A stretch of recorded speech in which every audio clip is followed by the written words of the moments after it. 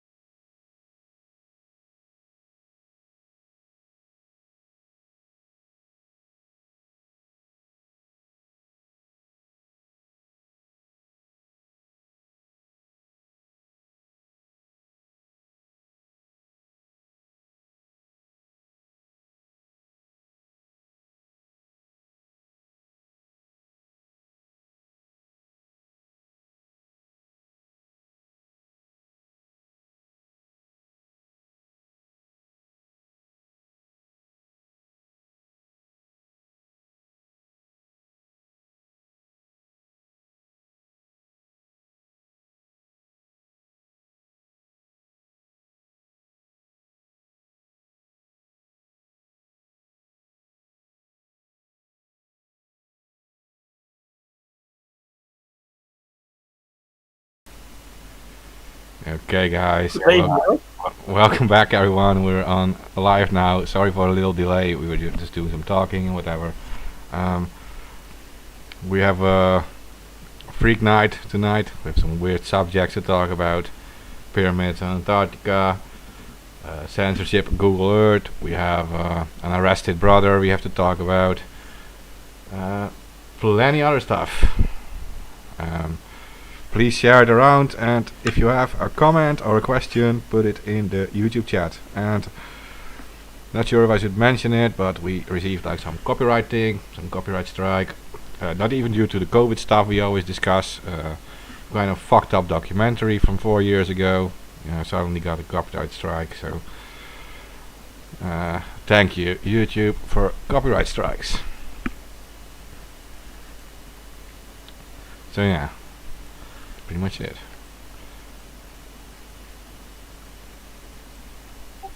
Oh, you know, it was inevitable. Yeah. Okay, I'm going to share this around a bit.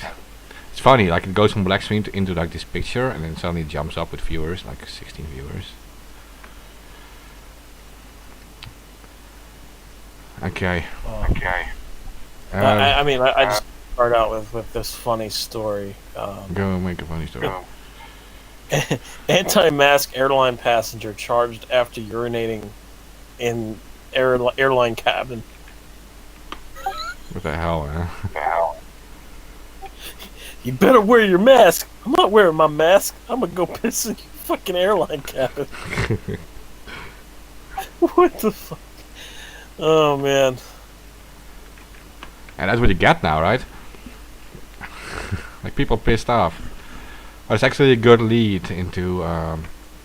Yeah, there were a lot of protests the last few days, anti-lockdown protests here in my country, because we have the elections on Wednesday, national elections. Protests going wild, and they're being met with a lot of violence from the police. It's actually interesting. We have like one super anti-lockdown political party, Forum for Democracy, and we have a second political party, which is the Geert Wilders party. They're like half against lockdowns. These elections going to be weird because the mainstream media was like inviting this Forum for Democracy guy, Thierry Paudet, on TV and stuff, and they were like calling him a Nazi on TV.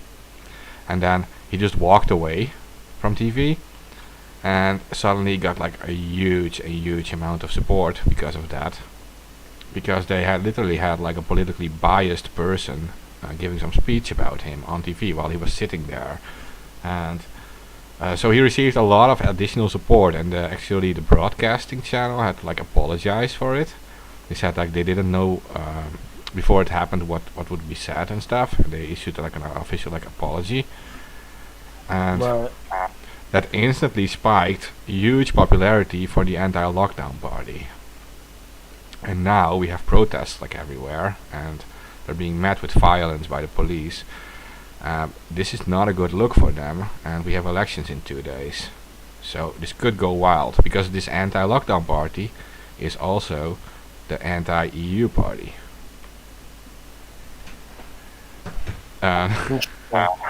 If they win, we might leave the EU this year.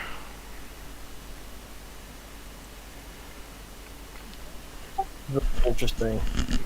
Yeah, so I did. Okay, so I would normally never vote for these guys. Like, I shouldn't even mention politics at all, but in this case, I know a lot of people are going to vote for it, because this reminds people of 2002. A politician named Pim Fortuyn became popular, and he was about to win. He was about to win the election, and then he got shot in the head. And it was like kind of, Wow. you know that story? Pim Fortuyn was this kind of like a RR JFK event, to be honest, European JFK event. He was anti-EU. No, I never heard of that. I've never heard of that event. I've heard of. There was a Pakistani woman. I can't remember her name off the top of my head right now, but she was also shot in the head. But I've never heard of that story at all. So fill us in on some details on it. Okay. Yeah, that is actually kind of like a conspiracy story too in the end. So, plenty of people around the world now know like Geert Wilders and stuff, and the anti-immigration stuff, anti-EU stuff in the Netherlands. They're considered right-wing. Actually, Geert Wilders is not economically as right-wing as people would say. He is anti-immigration and stuff. That would be considered right-wing, nationalism. Economic policies are not so right-wing. You know, it's like about more money for older people and stuff, more money for poor people and all these things. Pretty left-wing. But Pim Fortuyn in 2002 was also an anti-EU figure, an anti-globalist. And back then there was a very important case going on, and that was a deal being made between the Americans and the Dutch to buy Joint Strike Fighters from the Americans. Pim was against buying these Joint Strike Fighters, and there was a lot of pressure being put on him to switch sides. but he was about to win the elections. He was like way ahead of the rest, and he was being smeared in the media and called a Nazi and everything. He wasn't a Nazi. He was just a guy. He was even a gay guy. He was openly a gay. Well, if anything was that would be hated by the Nazis, it's gays. He was not a Nazi, but he was clearly a nationalist. And well, the morning he got shot. Well, first there were many debates on TV and stuff, and some politicians, from the mainstream political parties and even like left wingers, already made like vocal threats and stuff against him, like literally. And they already said like, yeah, they wouldn't like mind too much if he would be like killed and whatever. But the thing is, so the morning he was shot, he was on a 3FM radio show, and he suddenly sounded very scared, and he was switching his opinion on the JSF, on the Joint Strike Fighter. Then so it's very similar to JFK, because with this same situation, it involves the military. And JFK stood against the military. This guy stood against the military. Yeah, and so in that morning he sounded already like scared, so he was probably approached by someone saying like, you have to do this or you could be in danger, right? You have to be in favor of the JSF. So and then on that radio interview, which is like one of the largest radio stations in our country back then, he suddenly switched sides and he sounded like a little scared and everything. And then at the moment he walked out of that radio interview, he was shot. And the killer was arrested. It was a guy named Volkert van der Graaf. They said he did it alone. He was a left-winger, a Green Party guy, animal rights activist, and he said like, I was doing it because he was in favor of the fur trade, right, of animals and stuff, and they had some fights with him over the animal fur trade and everything. The thing is, he was shot. He was shot by this guy, but the bullet hole said like the shot was taken from afar, not from up close, and also there were more bullets fired than there were missing from his gun, from Volkert's gun. So there was a second shooter, and that second shooter was probably doing it from the roof, some away, some distance. Yeah, very similar to JFK. Very similar. Yeah, and then weird stuff happened too.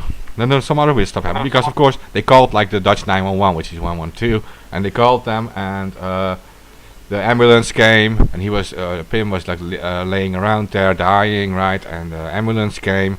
Then the automatic locks wouldn't open of the doors, so they couldn't enter through the fence.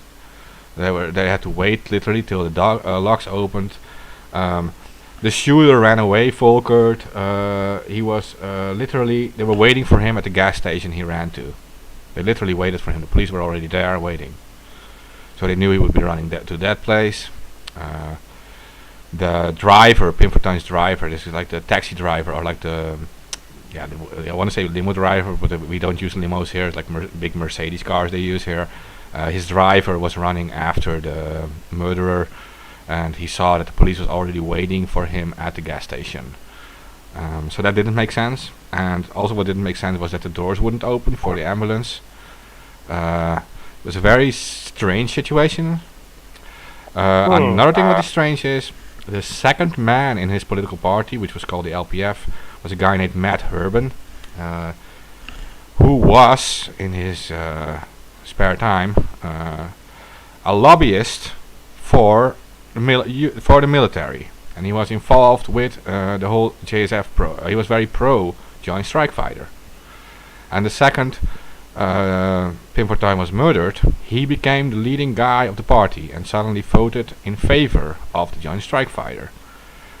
And then something a little bit conspiracy-wise, he was also a famous Freemason. Interesting. So, just saying. The name that I couldn't remember was actually Benazir Bhutto. She was assassinated years ago now. Fuck, it's been like at least 10 years. Maybe honestly, maybe 20 by now. Anyway, she was killed, and she was the first female prime minister of Pakistan, and she was killed very similar to JFK and others, where she was shot in the head. So that when you said that, it made me think of Benazir Bhutto as well. Yeah. So and it goes. Okay. Sorry, and something else happened. Okay, so there was one movie director, Theo van Gogh, who is the grandson of the painter Van Gogh, the Dutch painter, right? He was an independent filmmaker, very skeptical of government, very outspoken of government shit. He made a movie about the Pim Fortuyn thing. Well, he tried to make a movie about the Pim Fortuyn thing, right? Pointing out all the weird stuff that happened. When he wanted to release it, days before it, he was stabbed and killed. Really? Yeah, he is kind of famous. He was more famous than Pim Fortuyn. I mean, he's the grandson of Theo van Gogh, of Vincent van Gogh, the famous painter. Right.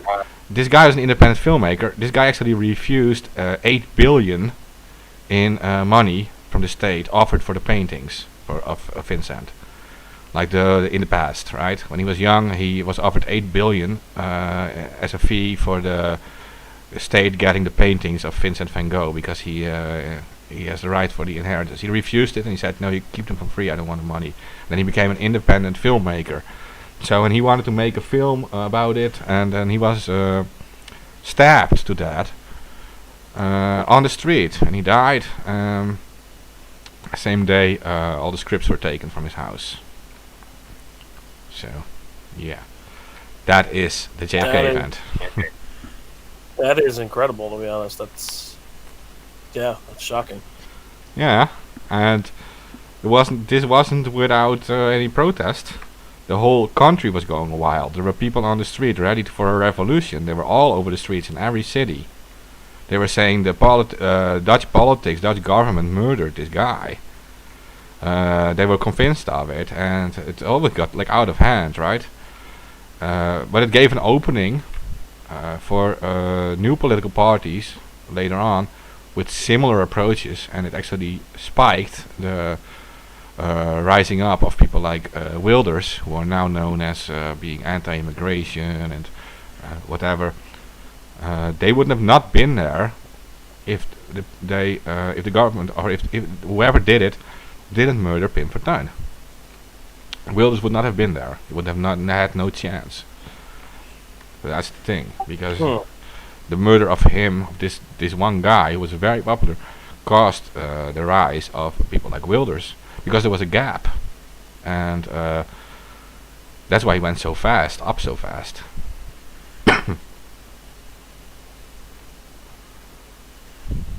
But yeah, so the film was later released. Theo van Gogh's film, script of course edited, weird script, some strange Dutch celebrity in it, make it more like an entertainment movie. It was totally different than the original. So yeah, Theo van Gogh was also good friends with a lady called Ayaan Hirsi Ali, who had to flee to the USA. She was also being threatened. In the US she joined some lobby group or whatever, I don't know. But she was also being threatened in the Netherlands. She was a friend of Theo van Gogh, and she was talking about what certain cultures do to women, right? Women's rights. Yeah.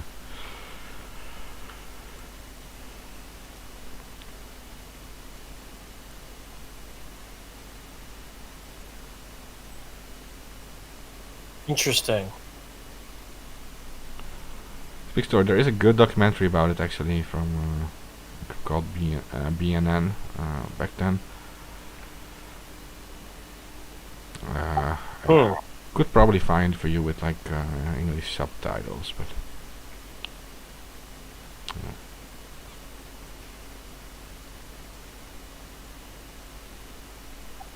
Interesting.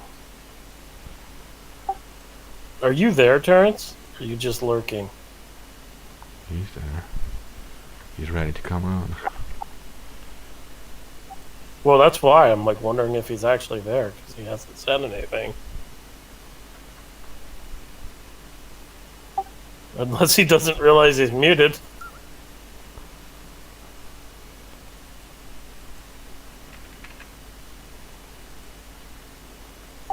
Paging Captain Planet.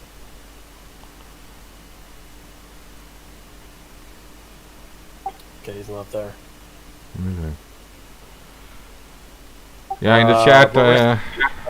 Yeah, I know this is shocking, guys. Yeah, that happens, and of course, internationally it gets silenced, right? But in here, it's a very famous thing.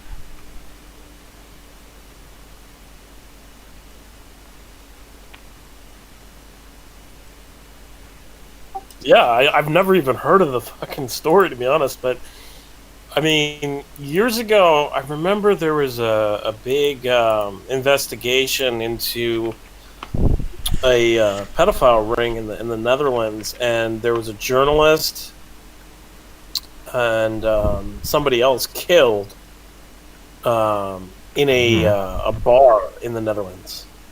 Do you know what I'm talking about? Yeah, the Deming case you're talking about. Was that involving the Demick case? Yeah.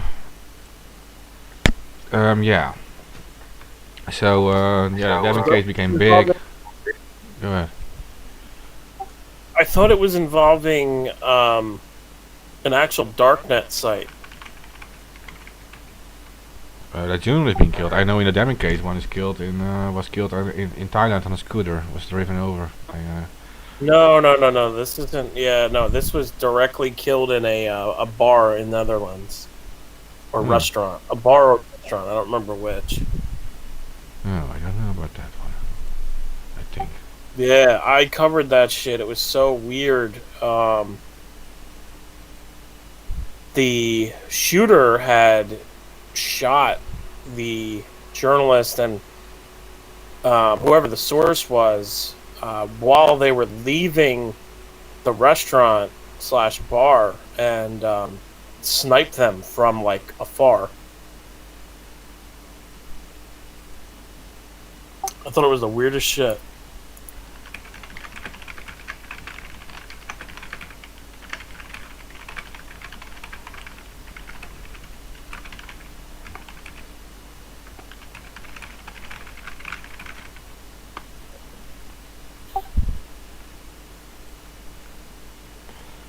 So I wasn't sure if you knew what I was talking about or not. No, I don't think so. Terrence said his device doesn't want to give him mic access.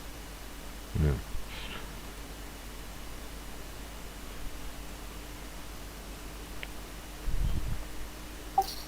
Translation. The translation there is he's not able to change his mic. Are you on a phone? If you're on a phone, I mean, you just go into the settings. That's easy.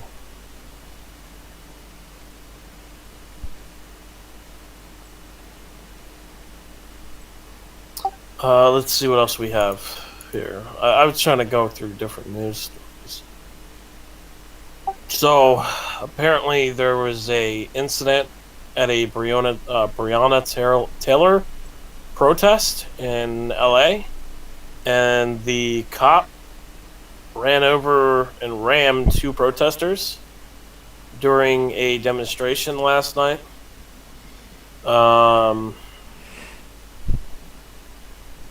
Looking good. The video shows police ramming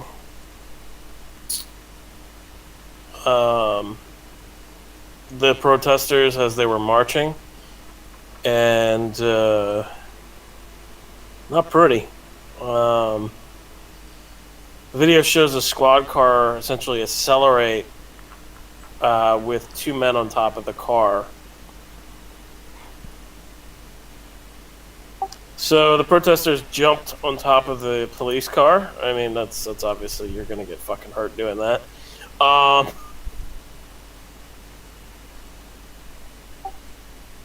And there was apparently armed protesters that pointed rifles at the car. Okay. Yikes.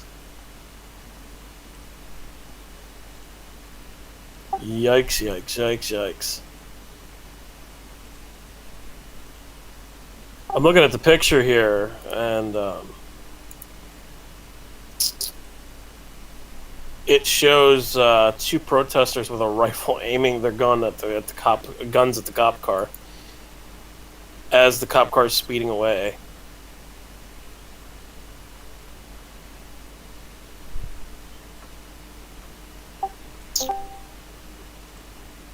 Hello? Yeah, crazy. Crazy situation. Okay, well, Terrence seems to be restricted. He's trying to fix his problem, but I don't think he got it.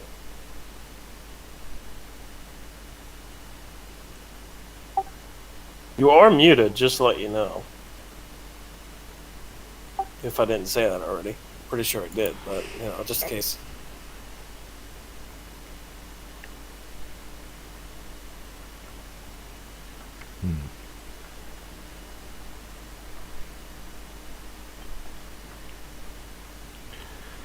Okay. So we talked about murder. What else would we talk about? Oh yeah, the anti-COVID stuff we talked about. Hey, there was something surrounding Reality Winner. I mean, apparently her section in prison is denied hand soap. Why that would be, I don't know. So, I've got another good topic here that I just saw. What is it? Kentucky passes law where now insulting a cop is a crime.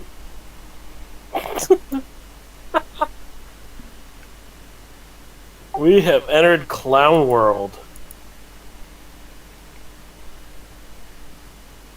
So now if you're in Kentucky and you insult a cop, you can be arrested and charged with a crime.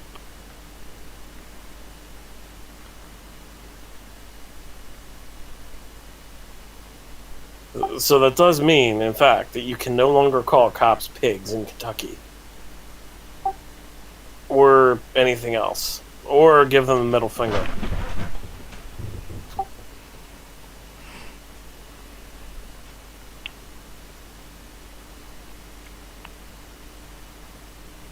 Okay.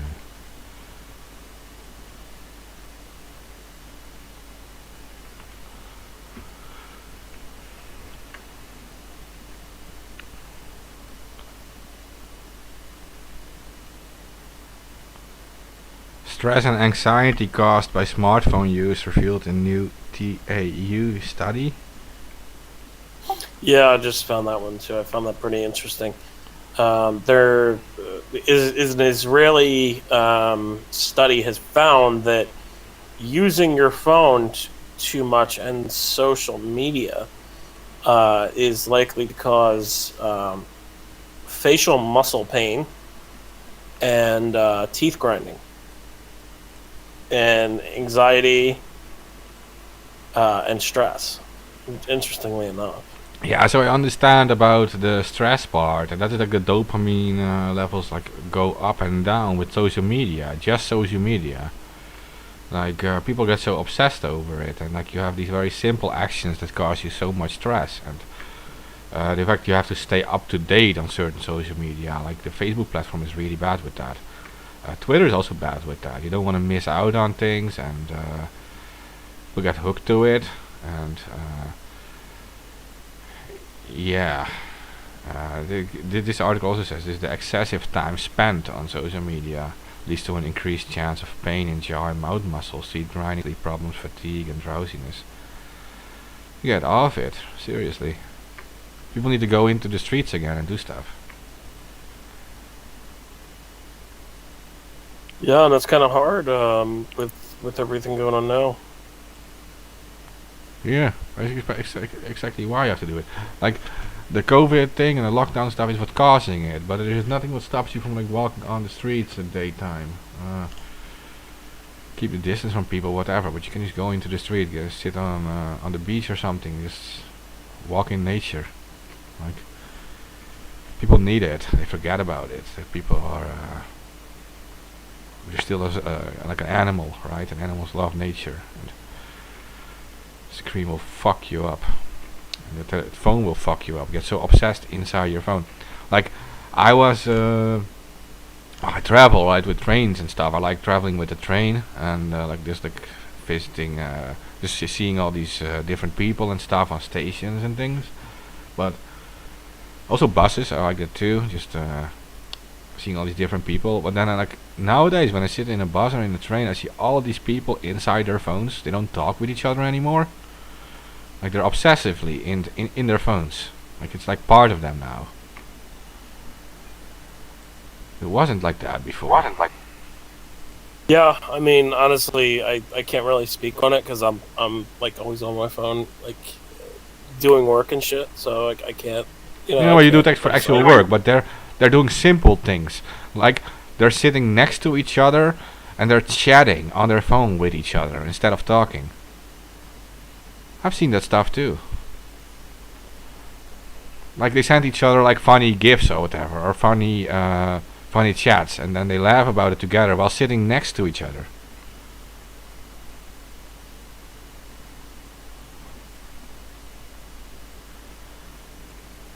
There is this like complete loss of communication going on, complete loss of empathy with other people going on too. Like you can't care anymore about other people. You have to like be in your phone all day, and people become like some digital thing to you. Like they don't even exist in your real life anymore. They're just something on your screen. Kind of disgusting. Well, yeah, that's an issue. I definitely can see how that would be an issue, but it's all everything's in moderation, right? So, it's really up to you to not use technology too much. I mean, I use technology fucking all day long, every day, fucking working and everything doing. But I mean, I'm working, like I'm making money. Yeah, you do work with it, but the solidarity between people changes too. People become like so individualist. They have to like shine on social media, whatever. They have to like post the best pictures on social media, look the prettiest. Yeah, it's all ego. Yeah. Where's the solidarity if you don't talk anymore? If you're sitting in a train with people, you can't. Like you have to sit there with people you don't know. You don't chat with on your phone or whatever. You talk with them in a train about like politics, whatever, about history, something you can learn from, your health or something. Like I met some interesting people in trains in the past. Like I was talking with this older lady in the train, and I didn't know she was an older lady. She looked she looked in her 40s, and she was explaining about the macrobiotic diet, right? And then she said like, yeah, this is super healthy. We all do this on our island and stuff. And she was explaining what everything was. And she looked like in her 40s. And at the end of the story, she said like, yeah, I'm 73 years old. And it was like the shocking experience for me. They thought like, what the hell? She looked really much younger than she was. And like that's some example of things that like. And I was talking to a guy on the station. He just literally came out of prison and stuff, and he was so happy to talk to me. He was so happy that normal people on the station would even talk to him. He said like, no one even wants to talk to me. He said, no one talks to me, and I'm here from prison or whatever. He was talking to me on the station, and it was just explaining what happened and stuff, why he was in prison and all these things, and. He just came out and he was walking through town, and no one was even talking to him. No one was like even saying hi or something, greeting. Like insane to me. Like, yeah, like I said, I understand like that whole thing. I mean, I've had good and bad experiences talking to people on trains and shit, and you know. Yep. Well, it's Oh, like shit. we're in this Oh, this shit. weird. Oh, Yeah. Yeah, right. I'm here, guys. I finally got it to work. No, it's like we're in this weird moment where we've never been closer. I can reach out to people in Miramar, in Syria, right? I can have up to date like information Hey. Oh From- shit. from the people that are right next to us. Right? We've never been farther away from the people that are right next to us, but we've never been closer to the people that are on the other side of the world. It's weird. Yeah. You know, like It's almost like name a right place that you can't reach out to right now, or you can't type in and find out what's going on. Well, it's almost like minds type of deal. I mean, like, because online everything's public. You know what everybody's interest is and stuff like that. You don't have to find out by talking to somebody. You know, so you know what their interest is, and so it's easier to make a conversation with somebody than compared to talking to somebody in public. That's the way I view it, at least. We just can't like lose sight of that like community, right? It goes into to the problems with working inside of a cubicle all day. You need to be part of your environment. You need that fresh air. You need that sunshine. You need, right, to feel grass and hear birds and all of that stuff. You need that. People that don't have that are horribly depressed, right? So, Well, yeah. I mean, I'm not horribly depressed, well, but when you look at studies that have been done, have found that people just hearing the sound of nature around you improves your mood. So I mean, when I'm not talking about an individual being depressed, I'm talking about an entire like society being depressed. What happens when an entire city loses complete contact with nature, right? They do something crazy like poison their water. Mm-hmm.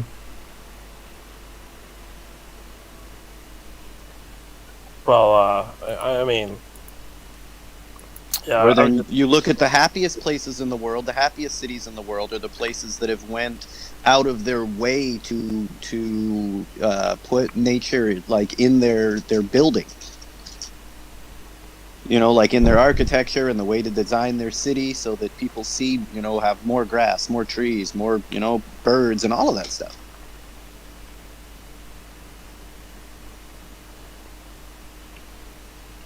Oh yeah, don't worry. We gotta talk about Cuomo. This motherfucker.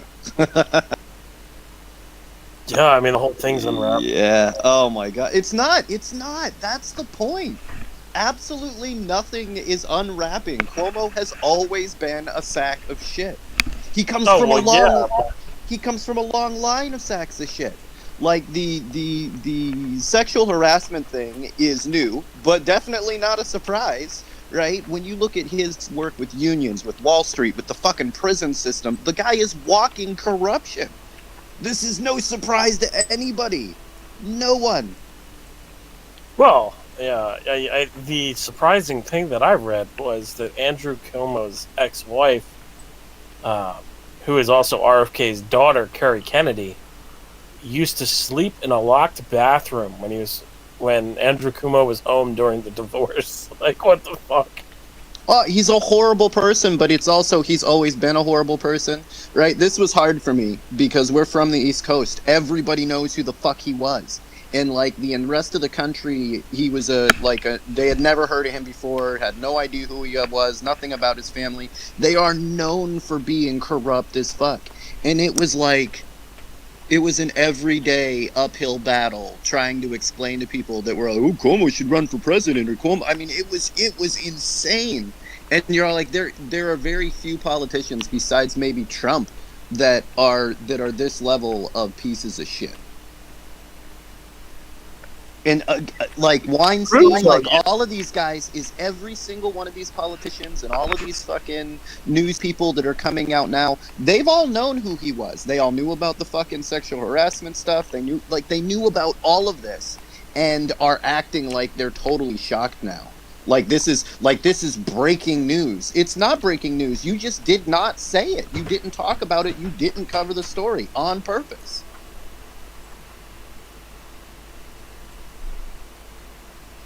Someday go back and look at like every single time I caught somebody fucking posting about how awesome Cuomo was. I just covered their pages in information about who this motherfucker really is. And it's not, like I said, it's not even like it's hidden. Shit, they had to get to 6. 6 women have accused him of sexual harassment now. 6! Yeah. Is there anybody you didn't try to feel up around you, dude? Like... Well, he's also being accused now of saying that that civil service officers were fuckheads, dumb fuckers, and whiteheads.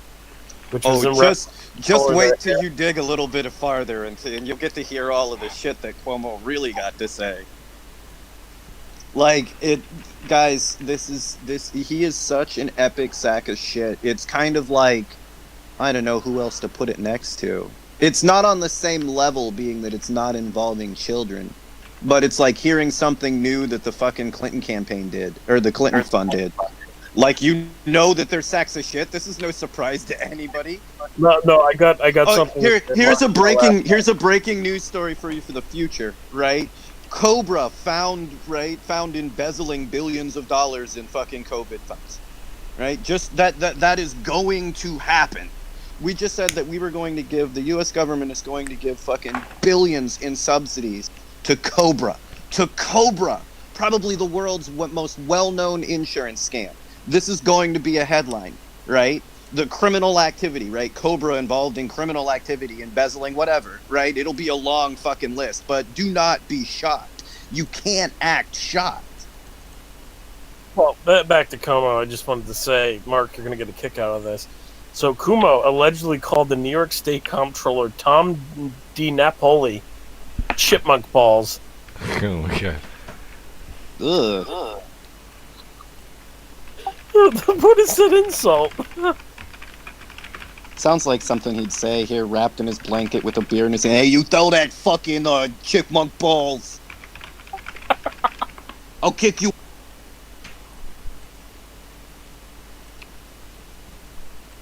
Chipmunk balls. Man, that was good. That was good. You tell that fucking chipmunk balls.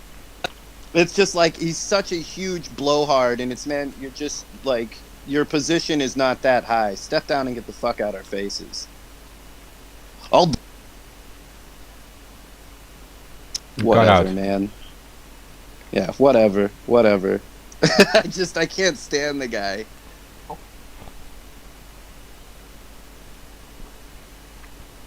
Come on, he said he's the king of New York at least once.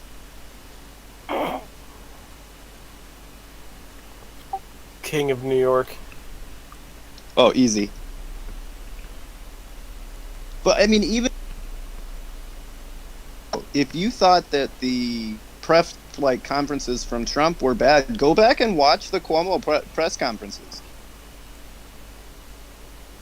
Like, he's everything we do not want in a leader, and like somehow the news stories that you saw about him had nothing to do with reality.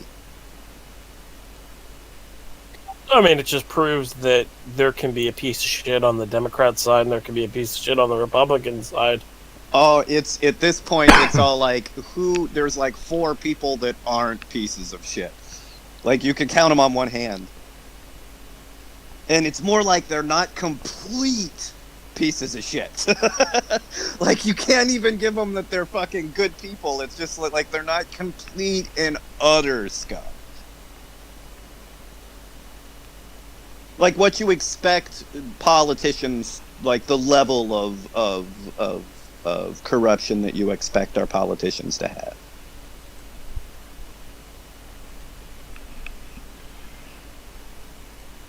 Sounds about right. But nah, there's so few. So, armed activists shut down Louisville roads. Did you guys know that happened? What were they shutting it down for? Breonna Taylor. Huh. They protested Breonna Taylor and shut down the roads with rifles. Well, glad to see them using their Second Amendment rights.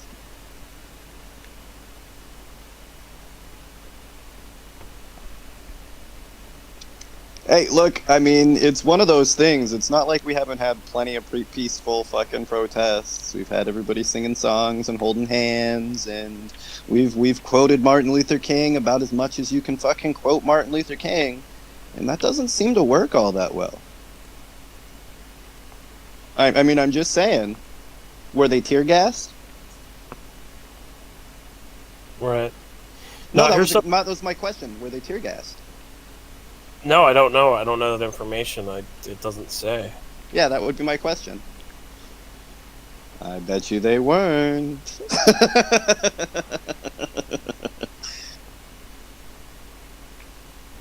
I mean, yeah, I don't think so either. I mean, when we show up and everybody's you know, you have to be peaceful in your protests, but when we show up with hugs and loves and all of that stuff, you know, we get the fuck kicked out of us.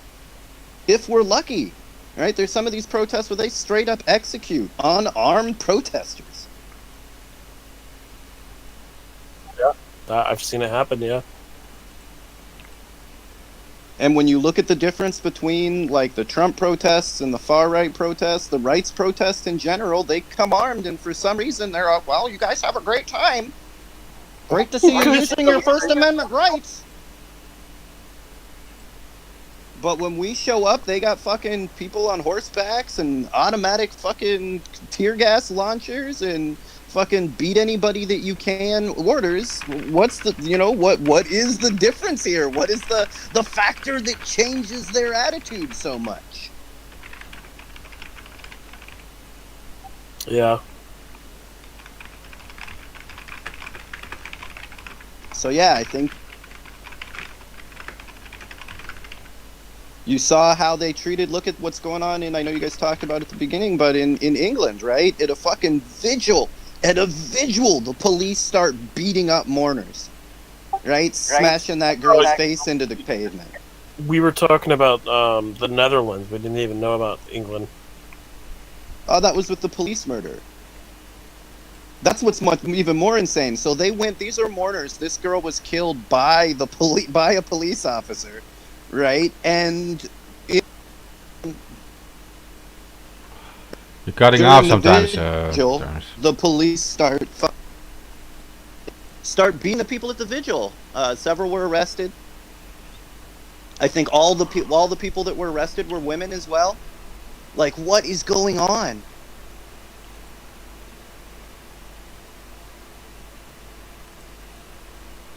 Interesting.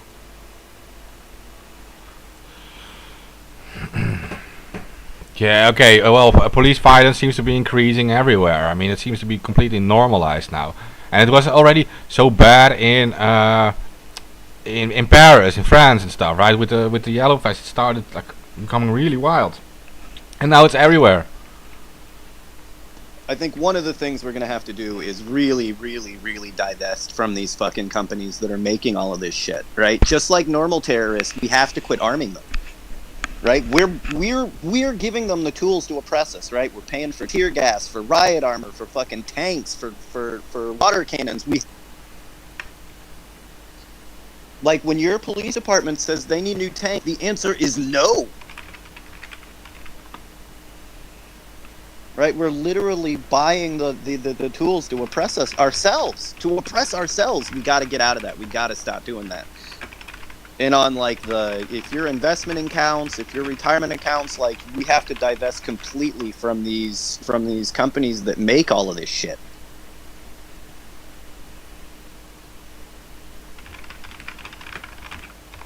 But at this end, you know, at the end of the year when their budgets come up, if they say, you know, when they want $100,000 for tear gas, it's not going to be used for anything good.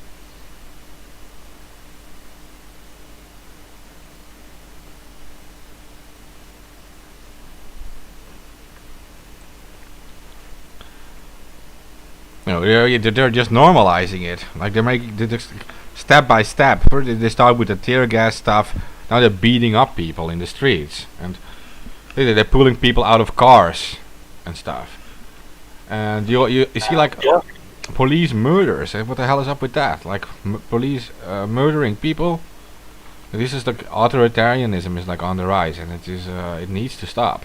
Seriously, people need to stop this, because it's not the police actually. The police are wearing the uniform, and the uniform is their power. It's not them. Like the uniform is their power, and the uniform represents the authority of the states, and that authority needs to be restricted because it is an organized power behind it, and it's not these individual police officers. They have nothing to say at all. It is this uniform, it is this state, and they need to be restricted because they are organized and they are like a force behind it, and that force needs to be stopped from doing this. Well, I mean, look, I grew up in the 80s, right? And that was when you really saw, I think, a ramp up in this like militarization of the police. They were always racist, but this like real move to becoming this like fascist force across our nation. And I can say, as that fascist force has taken over, our country is no safer. I feel way less safe now than we did back then. Exponentially worse now. So, I mean, none of the things that they did worked. In fact, it seems way worse now. Like, it's really a question of who you're going to get shot by and not if you're going to get shot. Yeah. I got another story here for you that should make everybody kind of realize that Trump and Biden are no different. This has to do with ICE. It has to do with the migrant camps that they have. And so it's been reported that ICE is now asking for volunteers to send to the border as soon as this weekend, amid that a South Texas migrant complex is 7 times over capacity than usual. And Biden has come out and downplayed this and said that it's not a crisis. And this includes over 3,500 accompanied teens and children who are being held at the Customs Border Patrol detention centers.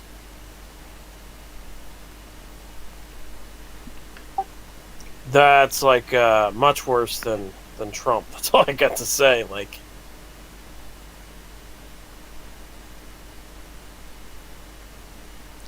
alone in February, there was a massive 100,000 migrants.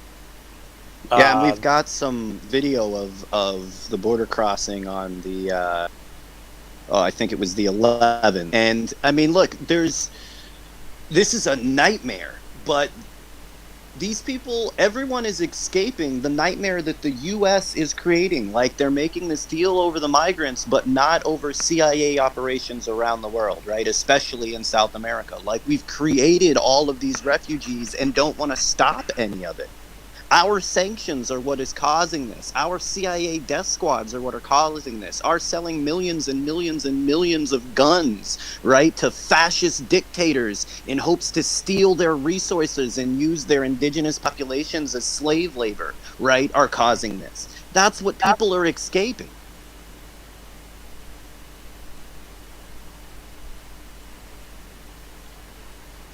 Yeah. No, I definitely don't disagree with you on that. I mean, it's all those years of destabilizing other countries and, overthrowing other governments and pushing people away from their own countries, destroying the countries by straight up bombing the shit out of them. That's all pushing people over to the U.S. and yeah, well, our last puppet dictator from Bolivia, right? She just recently got arrested, right? I mean, she killed thousands of people, and she was the go-to for America, right? We loved her.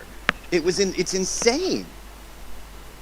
And I mean, that's now, right? We're not even talking about the 80s. That's like right now. Yeah. Yeah. I mean, we've got like so much is fucked up with this, and it's the whole. Well, we don't know how to shut down the gulags because they're already funded and staffed, right? We don't know how to shut down the concentration camps because they're already funded and staffed, right? What a terrible excuse. And they make it like, oh, we can't figure out what's going on. We can't figure out what to do. Your problem was that you made people illegal. That was your first fuck up. Your second fuck up was going to find solutions from the prison industrial complex. Let me guess, they want you to build more fucking prisons. Yeah. Yeah, well, they made... Right. It's 3,000 kids. We don't know what to do with them. Take them to fucking Disneyland. Get them out of the goddamn cages.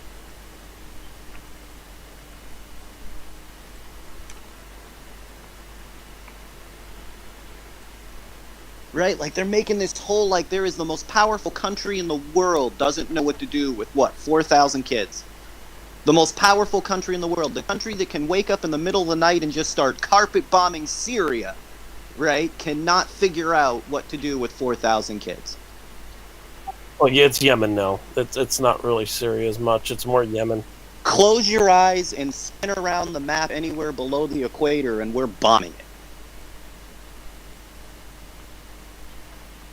Yeah, well, Myanmar is chaos now too, but the military, the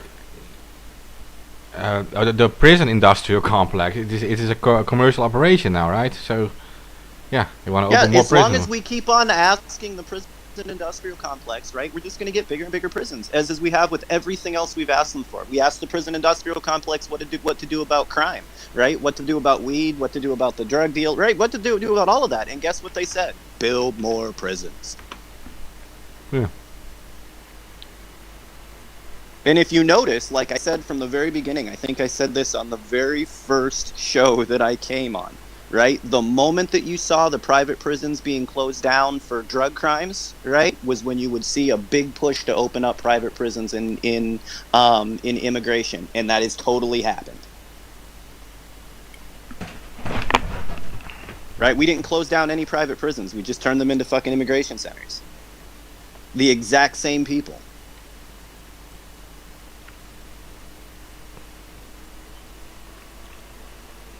But this is a completely and utterly man-made problem, right? Like, it's not really a crisis except that we made people illegal. And once you start with something that's already wrong, right, you can't make it right from another. There wasn't a way to make slavery pretty, right? There wasn't a way to make slavery tolerable. You just have to end slavery. You started out from a wrong. And that's exactly where a lot of our problems right now are facing us, right? When you made people illegal, you fucked this whole thing up.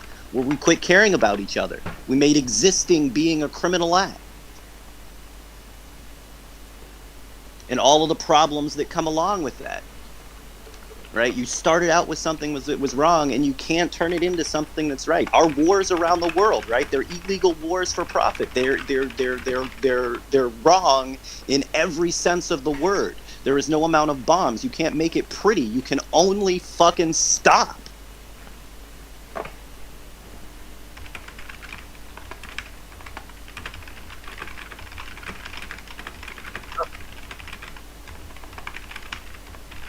But I don't know, guys. It drives me absolutely, positively, like, insane, like, enraged that in 2020 we have concentration camps in America.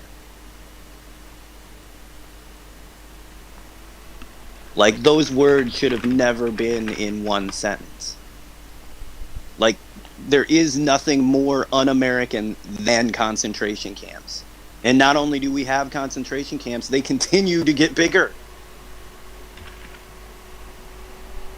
Expanding concentration camps. Yeah. I mean, that's what they are.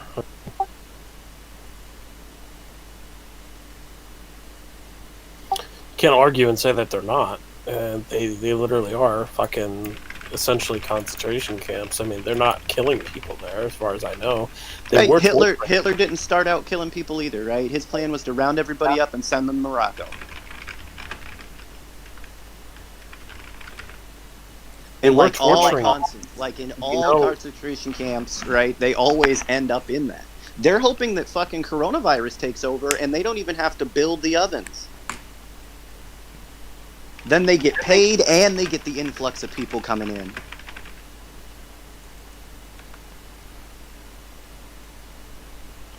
Tell me I'm wrong.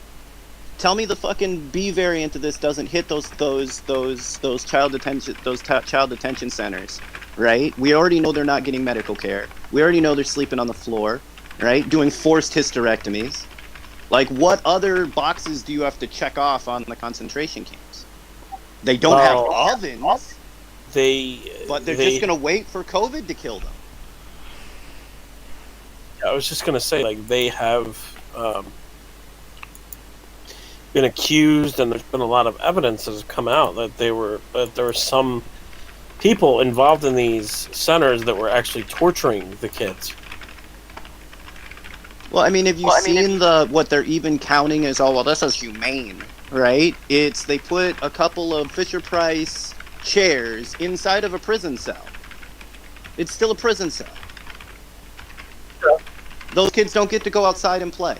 Those kids don't get to be children. Being there is torture. True. I rode my bike until the sun went down every single night of the fucking week. Those kids don't get to do that. They don't get to be free. They're in a prison. Prison is the nicest word that you can fucking call that.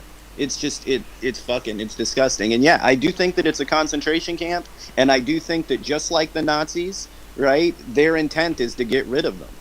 And whether they put them in fucking ovens like they did in fucking Nazi Germany, or whether they wait for the one of the variants to kill everybody in there, the end is exactly the same. That's true.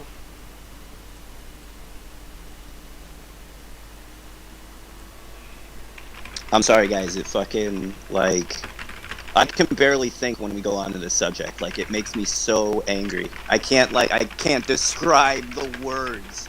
Right? All of us posted all of these. This is how, what happened. I wouldn't be quiet. I wouldn't sit, you know what I mean? I wouldn't sit down. What has to happen? You ask, how did the concentration camps get built and they, send, millions of Jews to their deaths? How did that happen? Even when it's happening right in front of us. This is how it happened. And it is happening. Like, what do you do?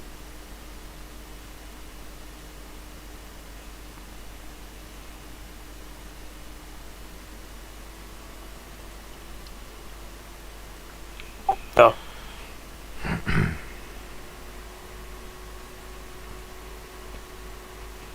Yeah, I'm to a wit's end about this, man. Like, there is no difference between ICE and the fucking Gestapo. These are like, it's all right in front of us. You can't lock up children, that's the thing. Yeah, like, just take that off of the table completely. Right? And start from there. Like I said, send them to fucking Disneyland. It would cost less to send unaccompanied minors. You can buy passes, like week-long passes to Disneyland that you can send your unaccompanied minors to, right? And that would cost less than the prison cells that we're running now.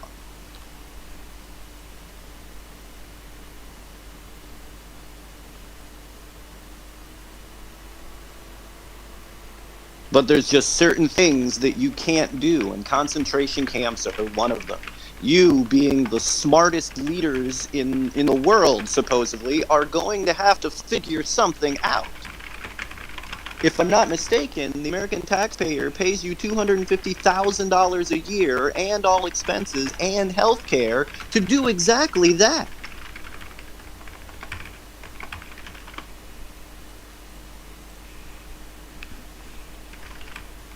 I don't know, man.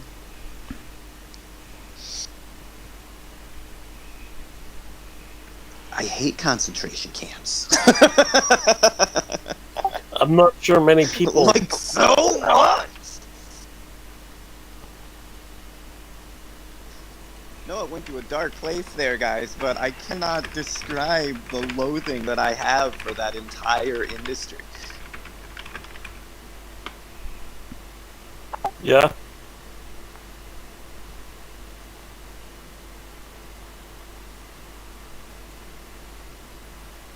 Yeah, it's just, you can build a base on the other side of the world for oil profits. You can build an entire village to break the atom. You can do all of these fucking things. You can build an underwater fucking supersonic nuclear weapon to piss off the Russians, right? But you can't figure out what to do with 4,000 kids.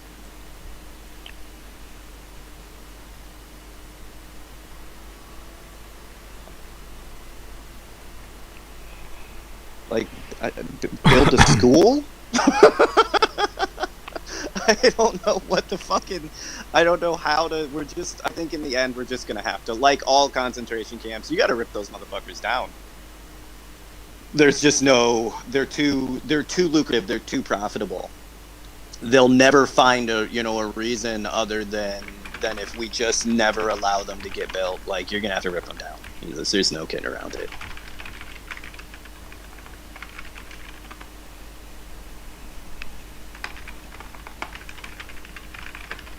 I know that sounds maybe extreme to some people or whatever, but I started this fight. The first memory I have as a little kid was at the Berlin Wall. All right, my mom had brought us to the fucking small little walk that turned into a protest that turned into the literal ripping down of fascist oppression. And like, you don't want it to have to come to that, but when faced with it, the people are going to have to unite and going to have to rip down those kind of walls. There is no getting away from it. If you let the leadership do their thing, they'll last forever. They would have been happy with the fucking Germany, right, being all kinds of fucked up for the next 100 years. They would have been fine with that. It fit their narrative. It worked out great. But the people had to take action at some point. They were no longer going to let their brothers and sisters starve, right, on the other side of a wall. Right, the gates, the wires, the chicken wire, the works. It's got to go.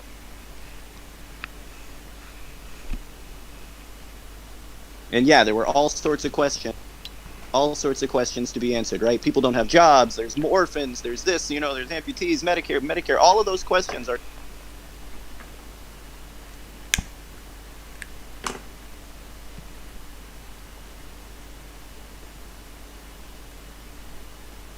Like, what we can't do is run concentration camps. That's not an option. Well, again, I don't think many people would say, "Let's run a concentration camp." But we are. We're running like one of the only concentration camps, right? Us, the Chinese, and the Russians. Oh yeah, the Chinese camps are bad. They're all bad. They're all bad. They're concentration camps. It's one of those, we are the only countries that are doing that shit. Well, yeah, obviously that's true that they're all bad, but I mean, when it comes to weighing them, I think China is the worst. I don't weigh concentration camps. That's not the point. That has nothing to do with it. The fact that it's a concentration camp is... Yeah, more than enough. More than enough. It's like, once you cross that line, there are no stones to be thrown. We can talk about the Chinese concentration camps. We can talk about the Russian concentration camp. Fuck, we can talk about North Korean concentration camps. But we gotta talk about American concentration camps, because I live in America.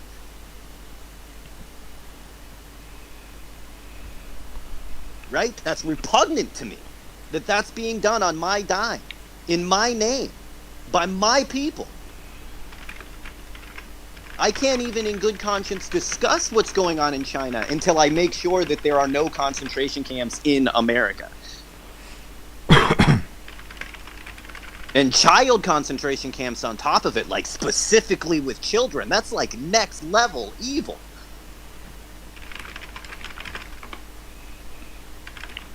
Well, speaking of next level evil, we have another story here on Woody Allen's relationship with the devil himself, Jeffrey Epstein.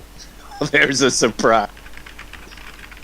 There's a surprise. Yeah, the media is running like a non-stop, like Woody Allen. Yeah. I posted one from the LA Times earlier that what people are getting wrong about Woody Allen. It's disgusting. Well, very interesting because, you know, Woody Allen and Kevin Spacey and no, actually it was Woody Allen and Kevin Spacey. They rowed a boat to Epstein's Island. Oh, I bet you they did. That had to be the worst fucking, like, the worst. I can imagine a more nightmarish experience, right? I have to imagine that Woody Allen didn't do any of the rowing. But what you got to realize there is that thus far, the media has only reported that Epstein was trafficking girls, not boys. Both Woody Allen and Kevin Spacey are openly gay. I thought Woody Allen was. He is, but I think he's openly gay still. Yeah, I don't honestly. Woody Allen is one of those people that it's so open and so in your face.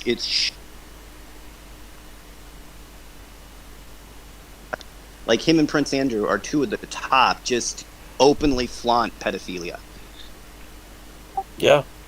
And then are completely shocked that anybody would be upset that you married your daughter.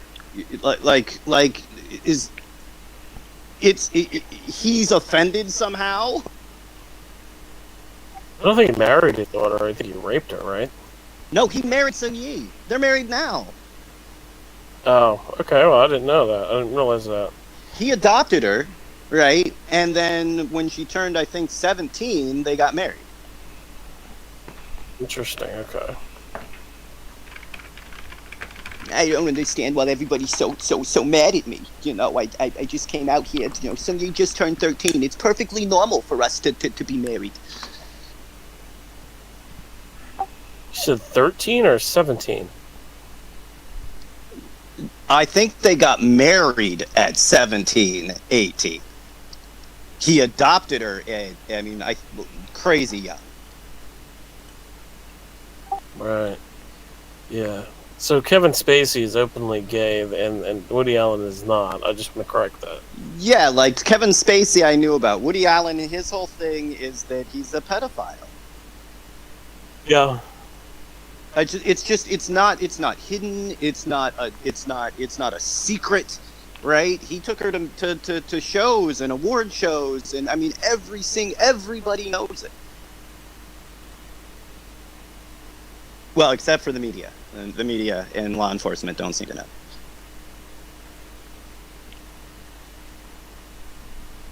But no.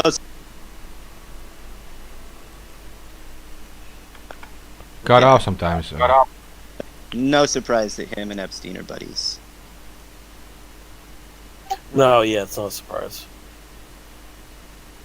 But nah, he's all upset that they made a documentary about him being a fucking pedophile because he's a fucking pedophile. I don't know what to tell you. Bye. Yeah, it's just, I don't know why.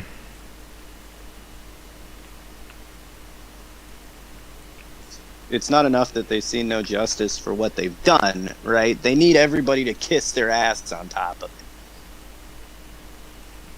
You're not great, you're not awesome, you're just a fucking pedophile, man.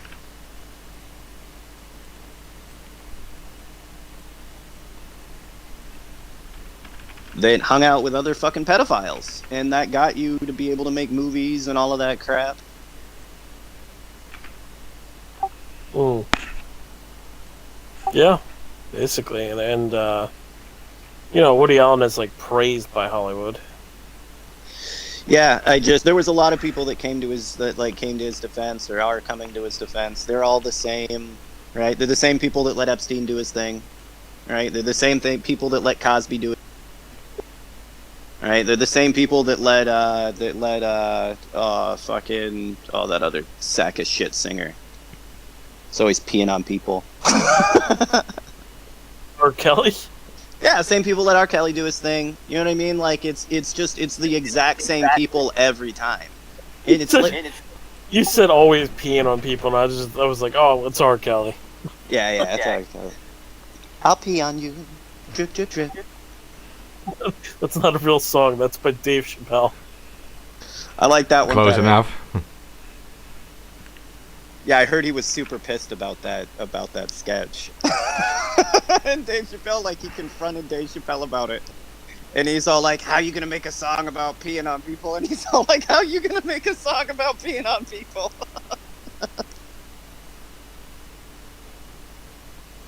But yeah, I guess R. Kelly fucking confronted Dave Chappelle about it. Yeah, but it was fucking hilarious. Like, But it's shocking. It's shocking in the fact that there are so many people around them. You know, I think of the Weinstein award shows. Now, not every single actor and actress in that crowd knew who he was, but enough of them did that it's insane that none of you spoke up. Right? Enough of them did, and then went on talk shows and whatever, and would refute what real people were saying about the abuse that was going on. And Woody Allen's another one of those people, right? Kevin Spacey is another one of those people. Not everybody knew what the fuck Kevin Spacey was about, but enough of them did that didn't speak up to make it absolutely fucking nauseating. right. Shit, Cuomo get away with fucking sexually assaulting 6. Wait, what was that? He gets to what? He assaulted 6 people before they've even looked into it. Trust me, there's more than that 6. Yeah. Biden came out and said, you know,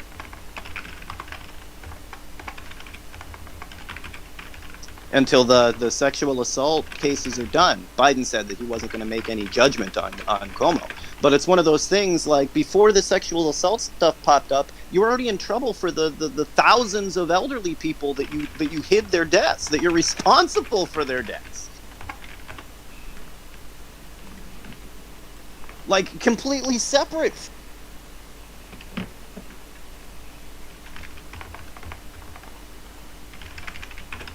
Yeah, it's crazy what these people can get away with. Yeah. And if I'm not mistaken, it wasn't like 72. It was that like child immigration is like detention is up something like 725%. I'll go and look up the number right away, but just I know you had said a percentage earlier.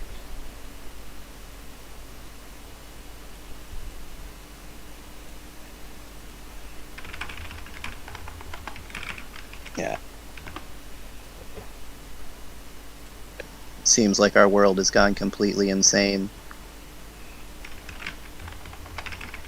Like in 2021, we are still arguing on whether fucking the open fucking pedophile Woody Allen is a pedophile.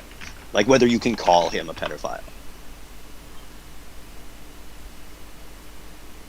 I don't even think it's hard to find a news station that calls fucking Epstein a pedophile.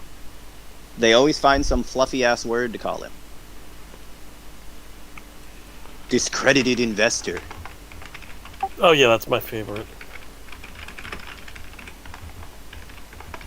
I mean, if you say pedophile and then say discredited investor, I mean that's fine. But if you don't even say the damn word Jeffrey Epstein was a pedophile, you know, then what the fuck are you doing? Oh yeah, find one that calls Cosby a rapist. Right? Like, you're hard up to find anything. You can even, when you go back now, that even seems funny, right? He's such a horrible human being.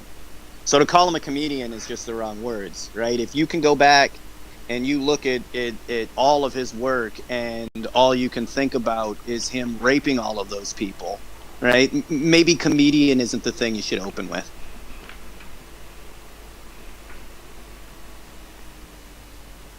Yeah. Right? Watch the Cosby Show and don't feel creeped out.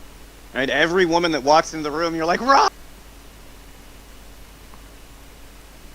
Yeah. No. Yeah. Yeah. Right? You don't laugh. He says nothing funny. So calling him a comedian is the wrong words. He's a rapist. That's what he's known for. He's actually known for raping Hollywood actresses. That would be a great description of Bill Cosby.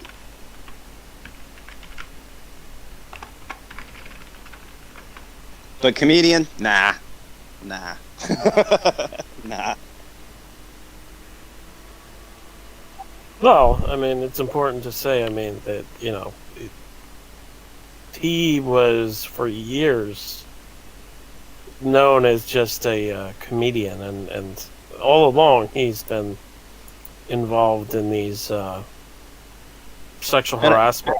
And his was all the way up into the double digits. Like, so many people know. You have to, like, you'd be shocked. Yeah, I'm not shocked, but it's, you know, so much more of that is going on now, and nobody's saying anything about it. Yeah, and again, I mean, he was involved in sexual harassment probably on set, more than likely. And then, you know, we now know that he was involved in rape of women by drugging them. I mean, it's just a whole... Well, for decades. And nobody was all like, hey, girl, don't go up there with him. Like, he's just going to put shit in your drink and rape you. Nobody, like, whispered that to anybody. Like, nobody warned them. It's also very interesting, or ironic, I suppose, that he's known as America's dad. No, that's Uncle Phil. Tell me I'm wrong. Well, Uncle Phil is at least he was a decent human being, at least. Uncle Phil is America's dad. Come on, say it.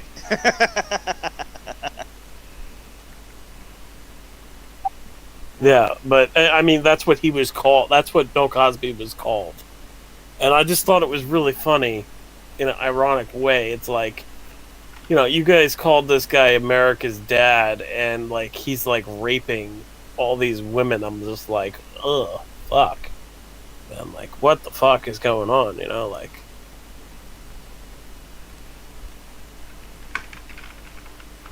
I suppose funny isn't the right word I should use for that, but you get what I'm saying. Well, they sell people, you know, they sell a persona and not that person. You know, the same thing you saw with Cuomo. You know, they built him up to be something that he totally was not, but it was all a persona. It was all just advertising. And that's the problem with having our politicians and Hollywood so connected, is that it makes it harder and harder to know what's real and what's just Hollywood magic. They can make just about anybody look good.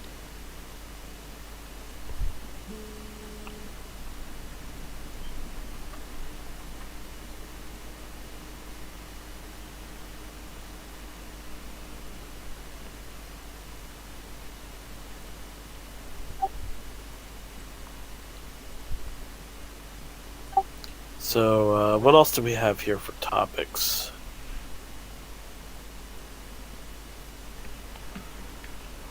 Now we have the pyramids thing.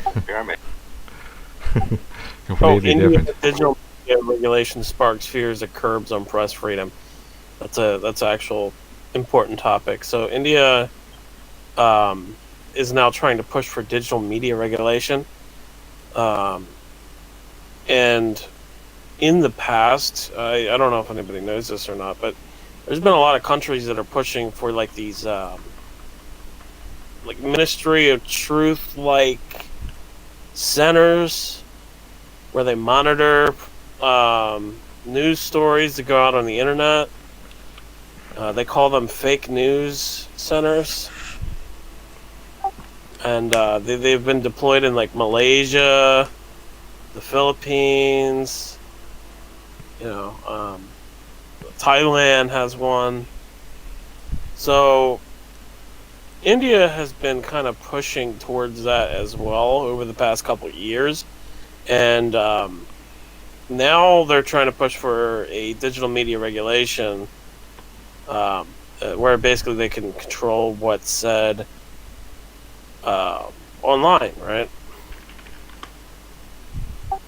And Indians are about to lose their rights to freedom of speech.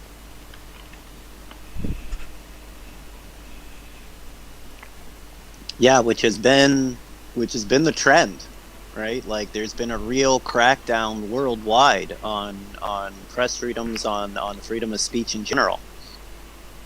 And I think what Facebook a little bit ago kind of flexed with Australia and shut down all news coming out of the country. Yeah. Yeah, when Facebook did that, I was like, holy shit. Like, that's fucked. I mean, you can see if there's one group of people that cannot be trusted with deciding what truth is, it's the government. I think we can all agree on that.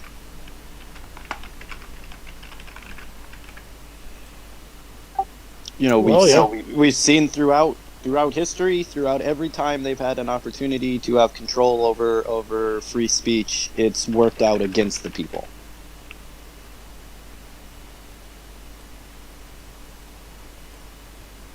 Mm.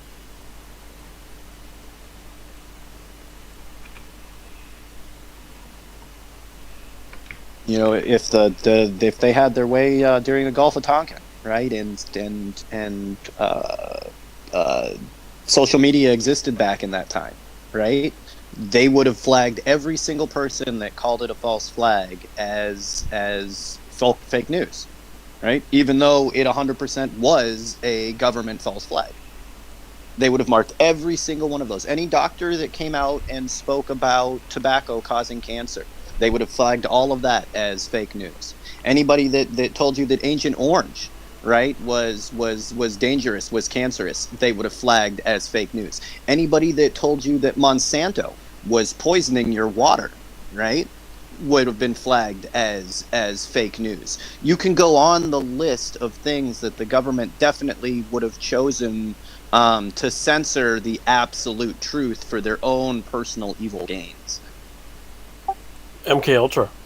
The MK Ultra experiments where they were experimenting on civilians, I mean, they would flag that as fake news, and it would be banned from being reported, and we would have never known.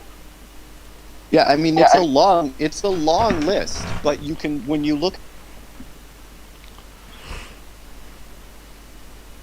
it's a long list, yes, but I mean, the most important thing is when you're able to report on things like that, they stop. And if we weren't able to report on MK Ultra, it would still be ongoing. It's definitely ongoing. It's definitely ongoing. I mean, I can't. It's not ongoing as heavily as it was, where they're running various different human experiments and at hospitals across the U.S. and in Canada. It's not to that level, right? It's still going, but it's not to the level where it could be if it wasn't exposed, I think we have an ability to fight over it because we know about MK Ultra, but no, they still do human experiments. They'll go just a little bit outside of U.S. waters and do it. They'll do it at Guantanamo if they want to. They still totally do human experiments.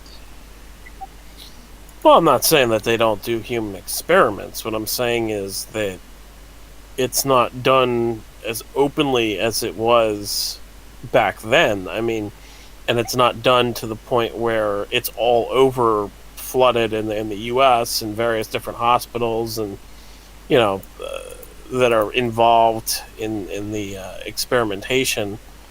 And if it wasn't exposed to the level that it was, it would still be ongoing at a heavier level than it is, where it's just right now it's smaller operations going on in black sites and stuff like that for sure, but it doesn't involve as many academic institutions and hospitals as it did before. You know, like I don't even think that there's probably that many hospitals that would be involved in something like that because it would be a huge liability. So maybe outside of the U.S., yes, but not within. You know. I don't trust him. No way. No way, no how. No fucking way. But, like, at the end of it, the only reason that we know about it is because of free press. And it's something they definitely would have counted as fake news. And you can go down a long list of government bullshit, right? From the run-up to the Iraq War. You know, although there wasn't that many people speaking out, there was plenty of people speaking out. Every single one of them that was speaking the truth, that was telling you there wasn't weapons of mass destruction, that was telling you this is just another fucking game by the military-industrial complex, right? Was telling you that fucking that Saddam Hussein had nothing to do with 9/11 kind of thing, right? All of those people would be counted as fake news if we allowed the Ministry of Truth to do their thing.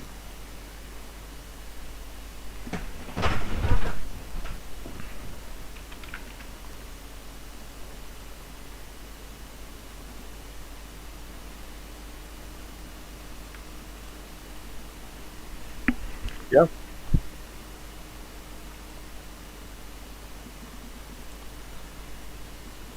Do you guys think that like 2 years from now there will even be like any alternative news on social media, or do you think everything will be gone?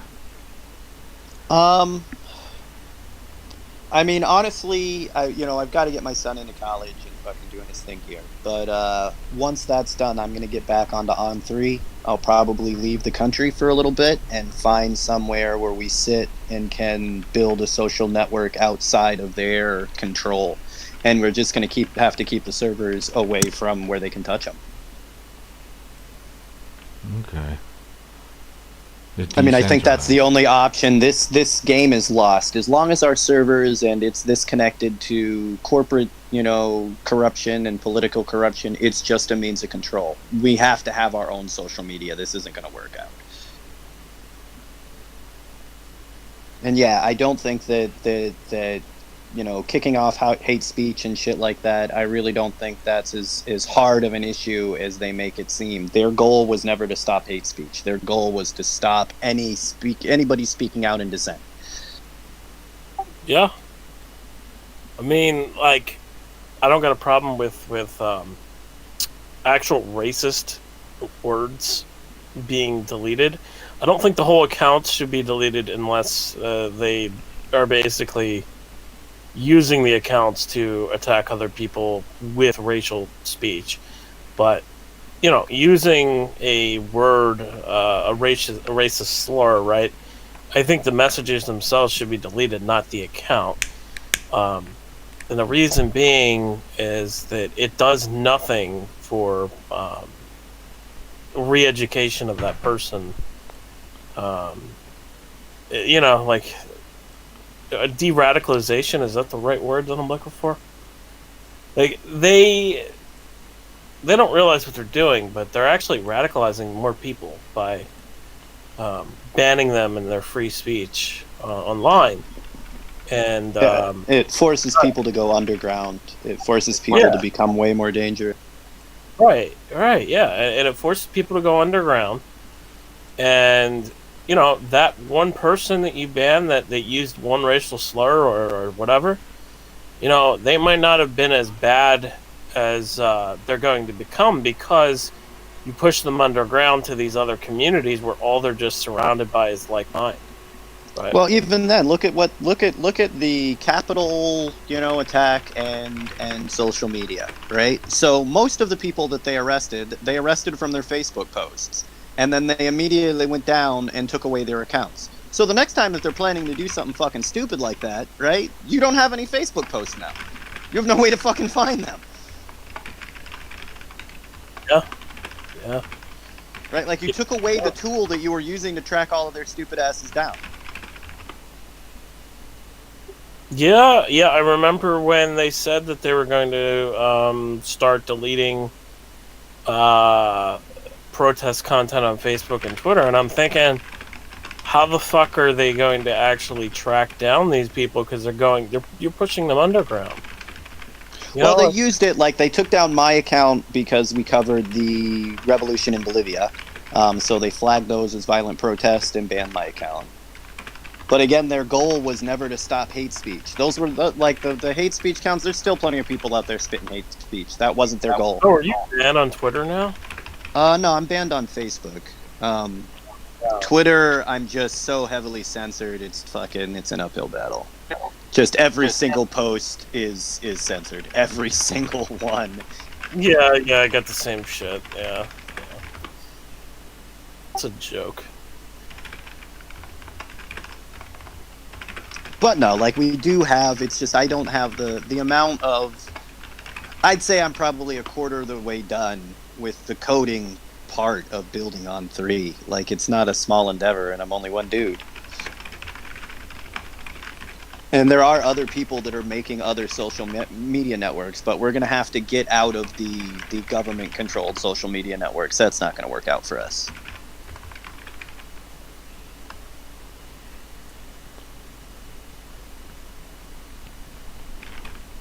Yeah, and it's not really about getting out of them. It's about using other platforms and fully decentralizing your social media experience. We'll put it that way.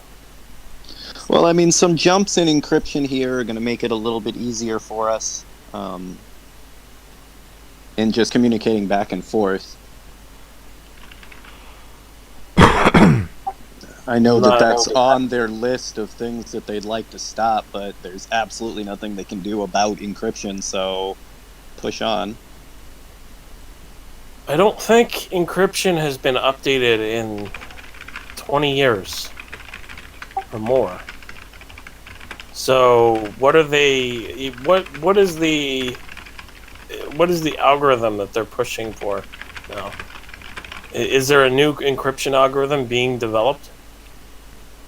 Because the last one was with David Chaum, right? Mark, I don't know if you knew that or not. No. Or know any information on that. So David Chaum, the guy involved with the cypherpunks movement, he's one of the main people who wrote one of the encryption modules. I can't remember what the fuck it was.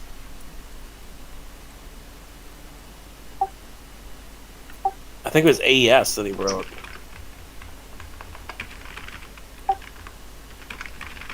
Well, I'm talking about really the jumps that we're looking for in quantum computing more than what we're using at this very moment. The algorithms are what's being updated for the quantum algorithms.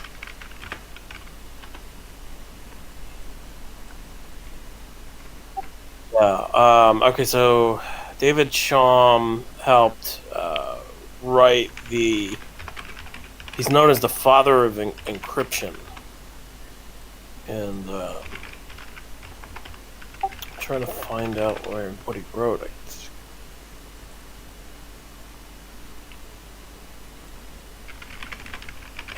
Can't find it. Oh, okay. All right, so in 1981, Chaum proposed the idea of an anonymous communication network.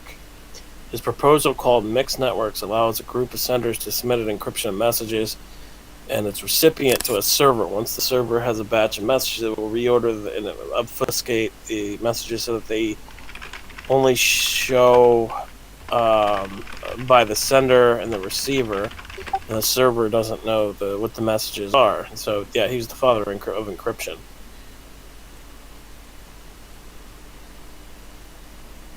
Well, I know that the quantum encryption doesn't work, the same way that mathematical encryption does.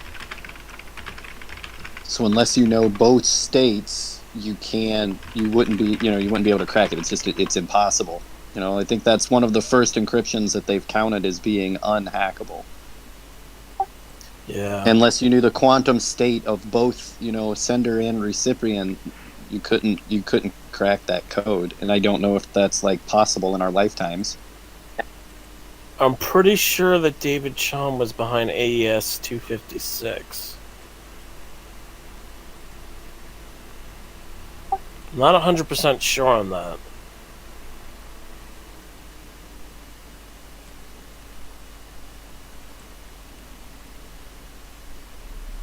He's often called the crypto godfather.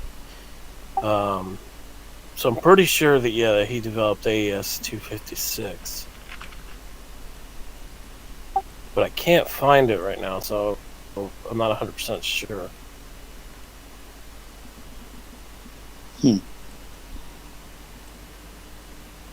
Yeah, so this is using like the proton state, and then that proton's movement from one place to another. You would have to know the state, not just at the start and finish, but within the rotation in between them. It's just a crazy amount of numbers.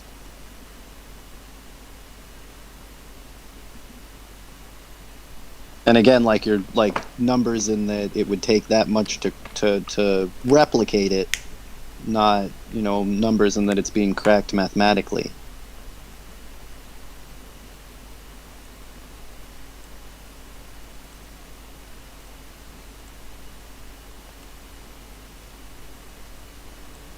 Interesting.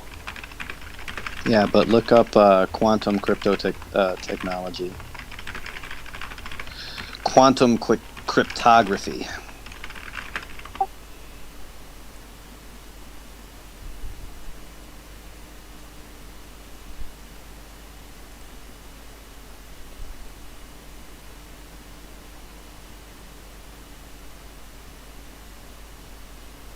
But at a certain point, you know, there's just nothing that they're going to do. You're going to have to, the government's going to have to deal with the fact that you're going to talk to the people around you that you want to, and there's nothing they can do about it. They're just going to have to accept that.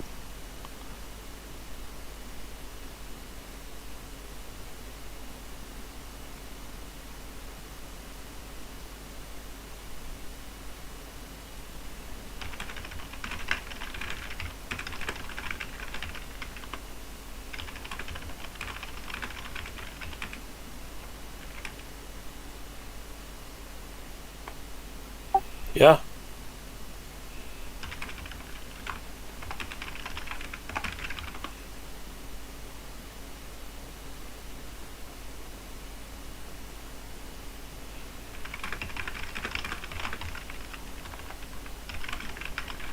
All right, what else we got on the list? Don't know. What else do we have, Mark? Yeah, the pyramid stuff you have, and Google Earth censorship. Oh, yeah, sure. We can jump into that.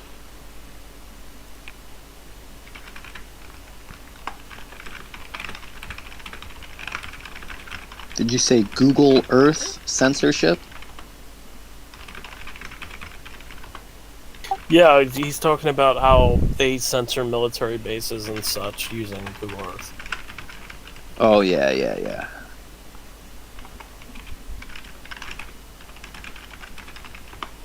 Yeah, every once in a while they, you know, something will get missed. Or it just shows you where exactly a base that you didn't know existed is. I think that was how they found one of the bases in Antarctica, which where they were like, why is this area blurred for no reason? This little square. We don't have a base there. Are you sure? Because it's all blurred like the other bases are.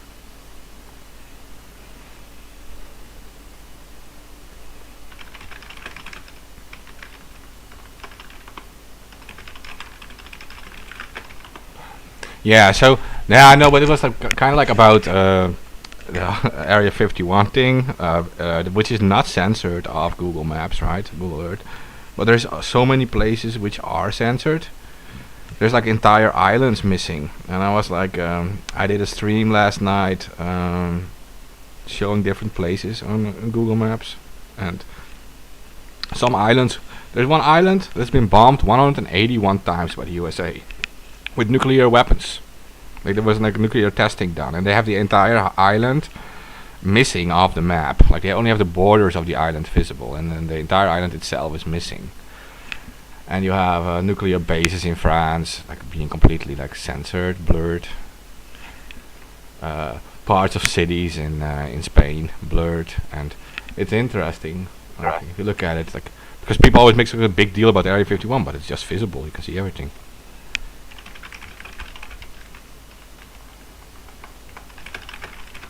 Yeah, Area 51's interesting, but yeah, there's just the reason you pretty much know we don't have anything at Area 51 anymore is because, well, you know about Area 51. Once the general population knows about it, it's better used as a distraction than an actual base. Well, yeah, that's why we had the whole meme of infiltrating Area 51 and finding them aliens and probing that alien butt. You remember that? Payback, sucker.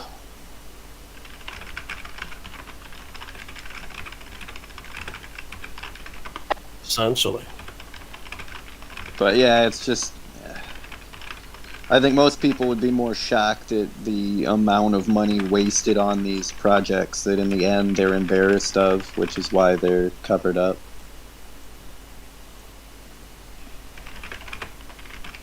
You know, you'll blur a part of Google Map because of your nuclear testing site and then spend days, years, months, decades bitching about Iran and their nuclear weapons. Like, we radiate half the Pacific and you're worried about North Korea.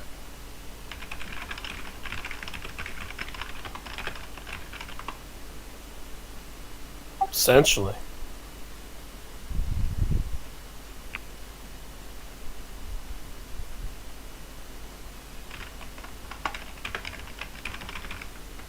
Yeah, it just seems like the hypocrisy has reached a new level recently. Or at least more people are like awake to it.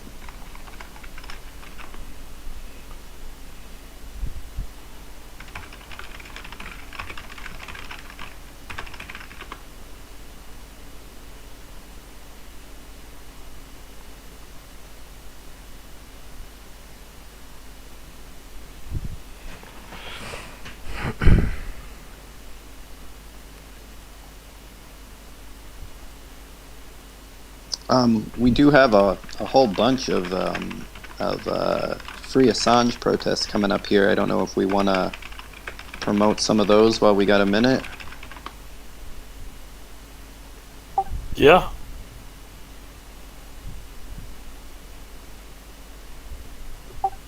All you. Go for it.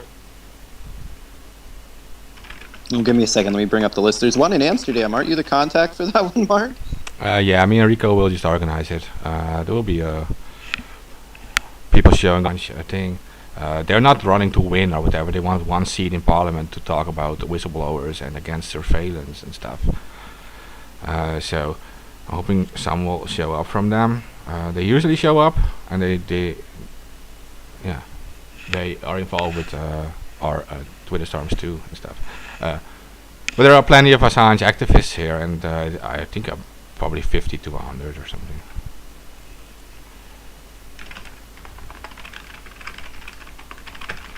Alright, well, give me a second and I'll bring up the list. I know there's also going to be a big one in Wellington. There's going to be a couple in Germany. Yeah, give me a second to bring up.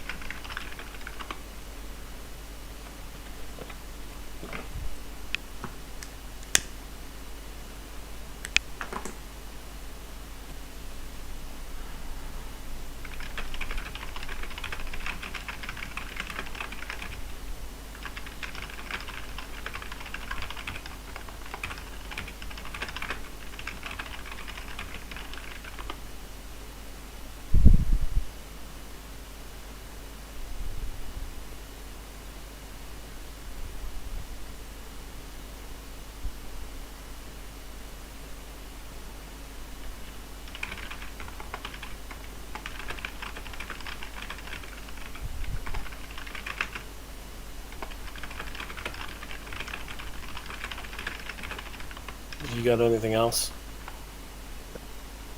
I've got the one in Johannesburg here. It's not letting me open up both apps at the same time. I don't want to switch back and forth. But I've got one in Johannesburg on the 17th, Amsterdam, Wellington, New Zealand. Why don't you send the list here, and then Mark can read it? You like how I volunteered you there, Mark? Yeah. So, yeah, no, there will be action at the March 17th. Mexico City's another one. Mexico City at the embassy on the 17th.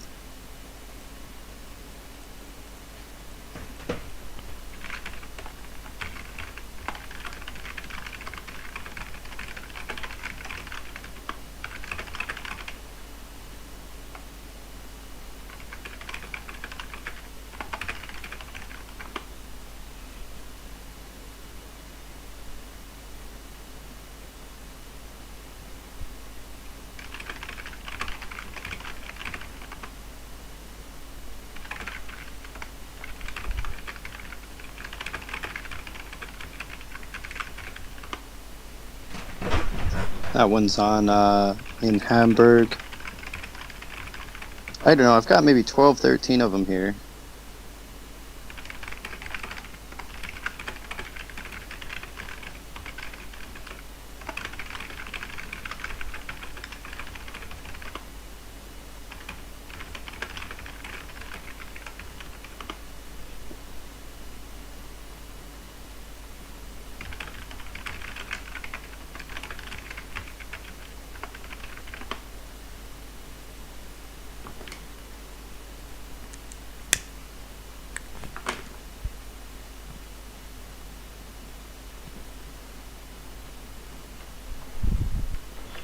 Yeah, so in Washington DC, it is the March 17 at the North Capitol Street, in front of the C-SPAN building, and they're moving to CNN and Google.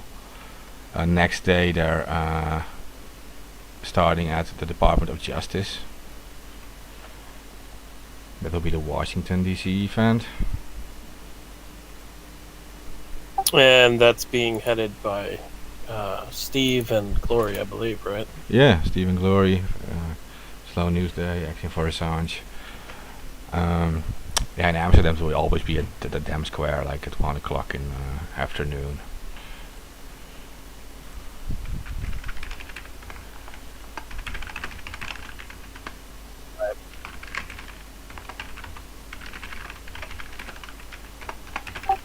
So let's see, what else do we have here?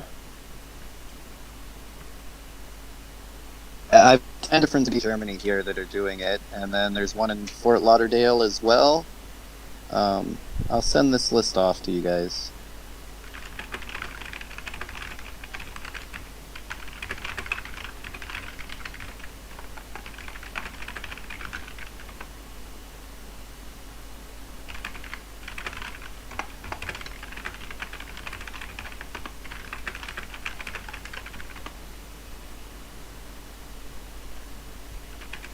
There we go.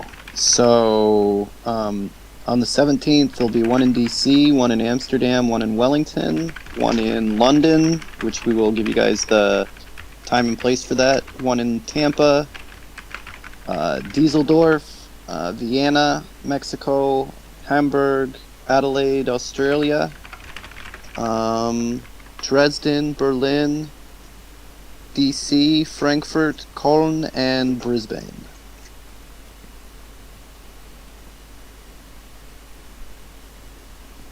And I'm pretty sure there's even more than that, but way to show out, Germany. Nice work. There's one in Stuttgart as well. Bremerhaven. And I think all of those are around noon.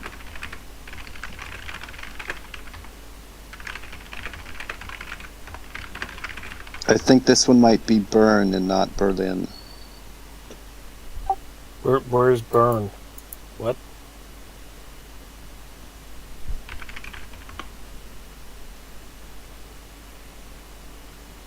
It's just another city. Yeah, but I'm aware, but where? Germany. Oh, alright.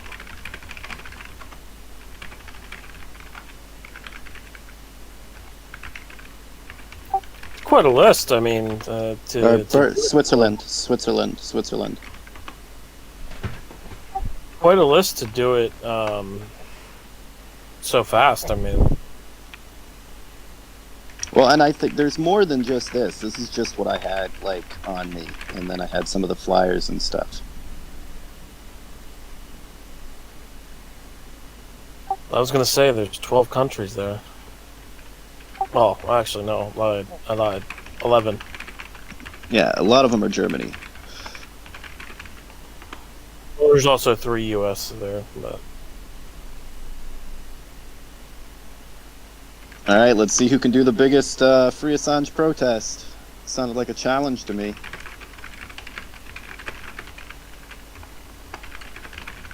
I mean, it better be the Show UK, up at the- that's where he's at. Show up at the embassy, at the English embassy, everywhere. Everywhere.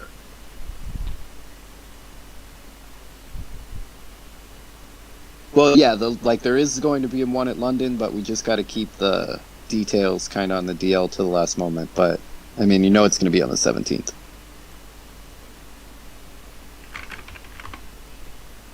I mean, you literally just leaked it. No, I didn't. Bad turrets. No, I didn't. That's all well-known information. I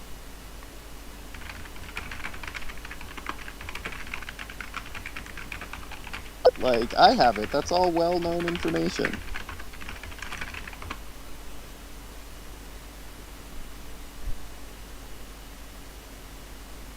Get me in trouble.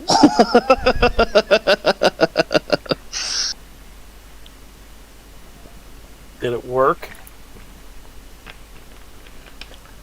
Well, for a second I went back and looked to make sure that the date was on there. And I wasn't just being a fool and fucking gave something big away. No, it's on there. That's all well-known information. It's the place and time that they're not giving away. So if you're in the UK, just be ready. Always, just be ready.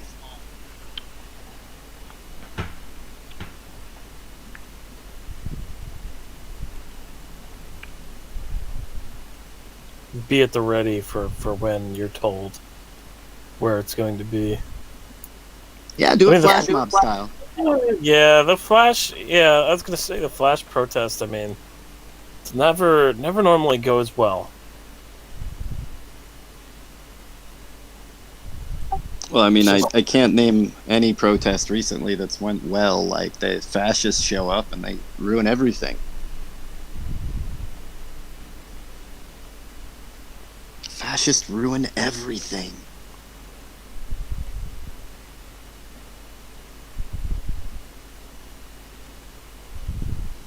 But no, the more people we get to show up to these, the better. It's just hard to organize and keep it, details down. Yeah.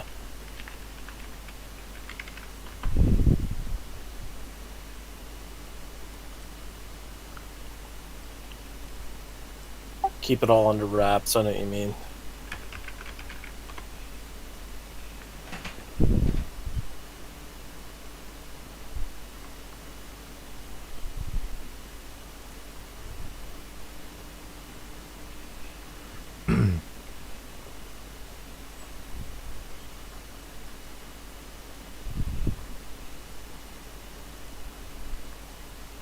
See what else we have.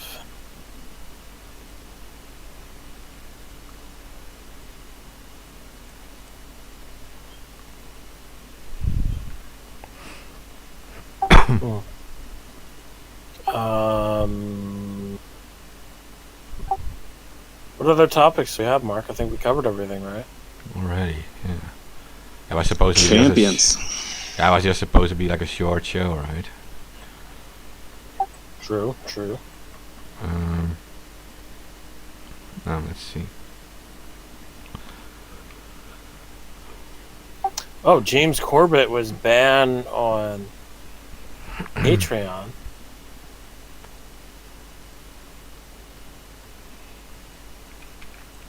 For what? Misinformation. Whitney Webb was also banned on Patreon for misinformation.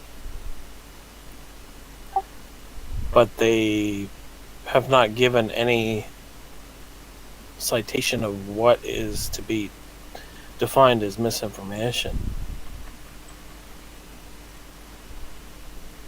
Interesting, okay.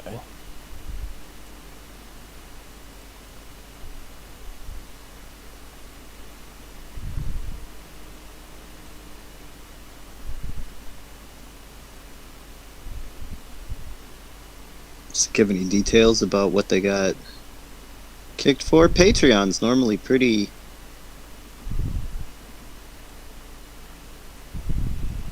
Like, Patreon's normally pretty lenient.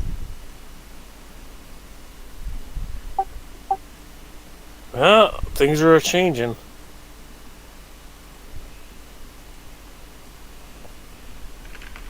Yeah, because there's some of those Patreon accounts that you're like, geez, how do you get away with this?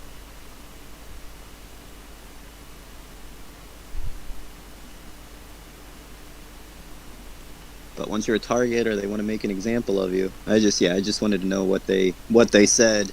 What did she say?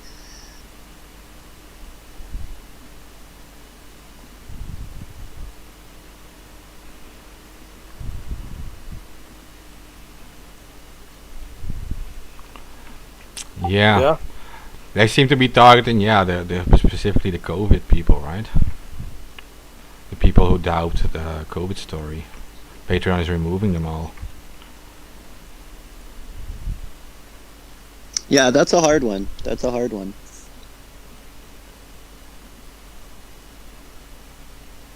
Like, I don't agree with the COVID denial, but on the same note, I think that it makes, these people are going to keep making videos, and their videos become, like, worth their weight in gold. Everybody's like, oh, they're censoring this, you gotta watch it. Like, I do think it makes it worse.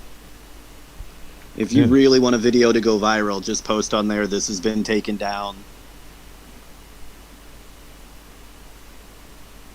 Right? Retweet before they take it down again.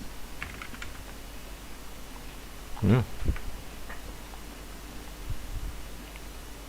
So yeah, you got to be careful. But again, because I sit on the other side of the COVID debate, I just don't think that market is false. I don't see why you need to do more than that. If you were going to go out and drink bleach, you were going to do it whether there was a fucking Facebook post or not, right? That's just fucking dumb. There's nothing I can do to help you. But it cures the virus. Trump said so. Yeah, it's just fucking pathetic. I mean, honestly, it's like, if you're gonna flag that for misinformation, that it's gonna get people killed, then you need to flag every single news story on the run up to Iraq and Afghanistan. Every single one.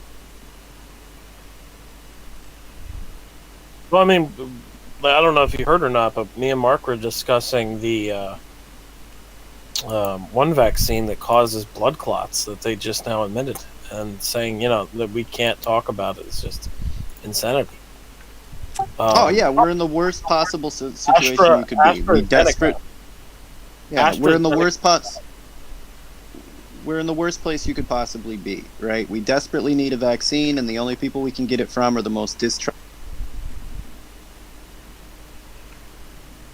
Yeah, that's pretty much it. Yeah, both of those things exist, right? And exist at the same time. The pharmaceutical industry are the most horrible human beings that you can imagine. Unfortunately, they're the only people with the vaccine. Cuba's working on it. I think Cuba's vaccine rolls out in the next couple of weeks here.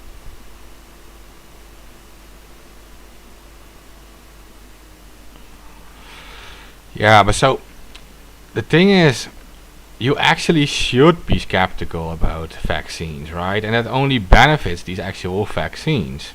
That's what the problem I have. Like, you're talking about science, and In science, you have to be skeptical because only if it survives all the critics, then it becomes a conclusion. If you allow all, if you stop all the criticism and all the people like doubting things and having like valid points to say like something doesn't add up, this isn't completely right, please listen to this, then it just stays a hypothesis, right? Just Well, and I mean, there's certain things that are going to be blown out of proportion for their own gains. There's certain truths that are going to be super hard for people to deal with, and the people that are making those decisions are probably the most evil people on the planet. So the fact that they said, "Hey, we could do another 6 months of research, and 100% people will have no side effects, or we can get it out right now, and 100,000 people will be sick, will have side effects." They'll make those horrible decisions, right? Now that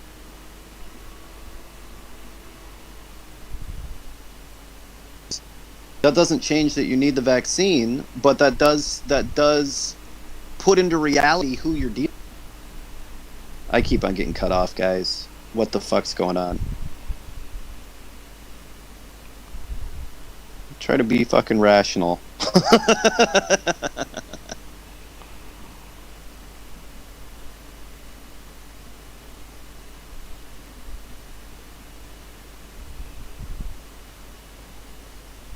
But no, I don't trust the pharmaceutical industry, but that we need the vaccine.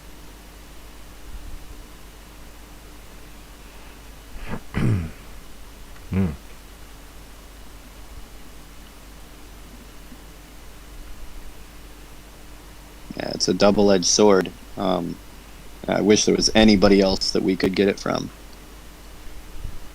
But yeah, they could make a vaccine that had almost no side effects. They're not going to because it's not profitable. They make those kind of horrible decisions.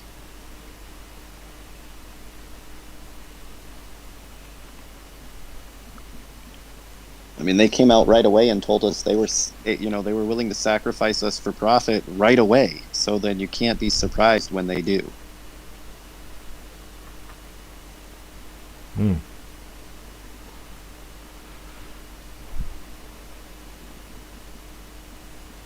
Like, our world is so insane, this whole, what's the new trigger word? Vaccine diplomacy? Is that the new trigger word? Well, yeah. The US is mad that China and Russia are giving the vaccine to other countries to build goodwill. We're really pissed about that. In that we're not sharing any of our vaccine. We have, I think, 8 or 80 million, I'll have to look it up, that are about to expire, that we refuse, their AstraZeneca ones, that we refuse to give to anybody else, even though they're going to expire. We've been sending bombs as diplomacy, and they're sending medicine, and that's really undermining we're the good guy in this fucking battle persona. But vaccine diplomacy is really bothering our State Department at the moment.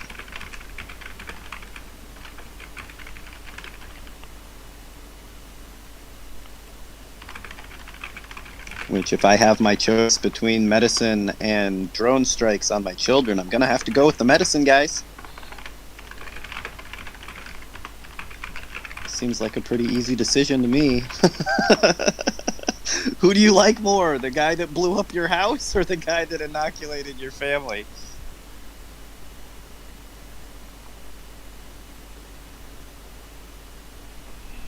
Yeah, so it seems like US interests are never sending medicine for some reason. But yeah, long story short, the US is upset that other countries are using the vaccine as a way to build goodwill.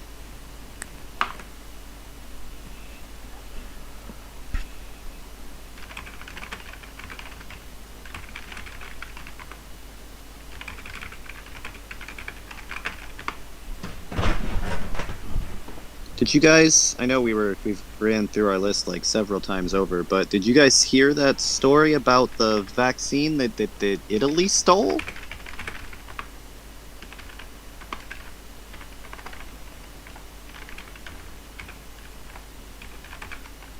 No.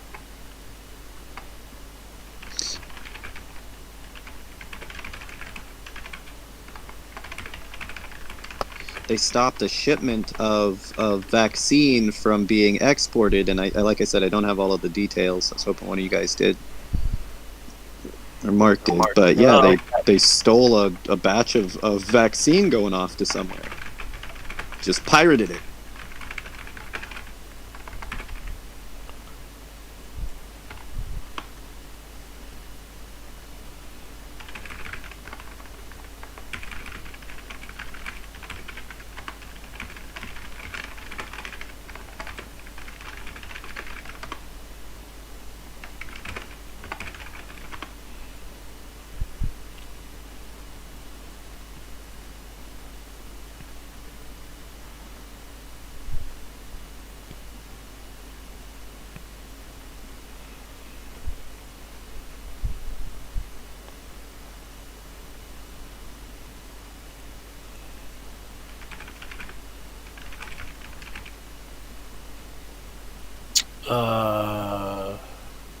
I think we discussed everything, Mark. Yeah. We can go off air, it's okay. If you guys like this episode, share it around. We'll be back later. Don't forget to spay and neuter all politicians and lobbyists. It is the most important message that we can give you today. Yeah. Dun dun dun dun dun.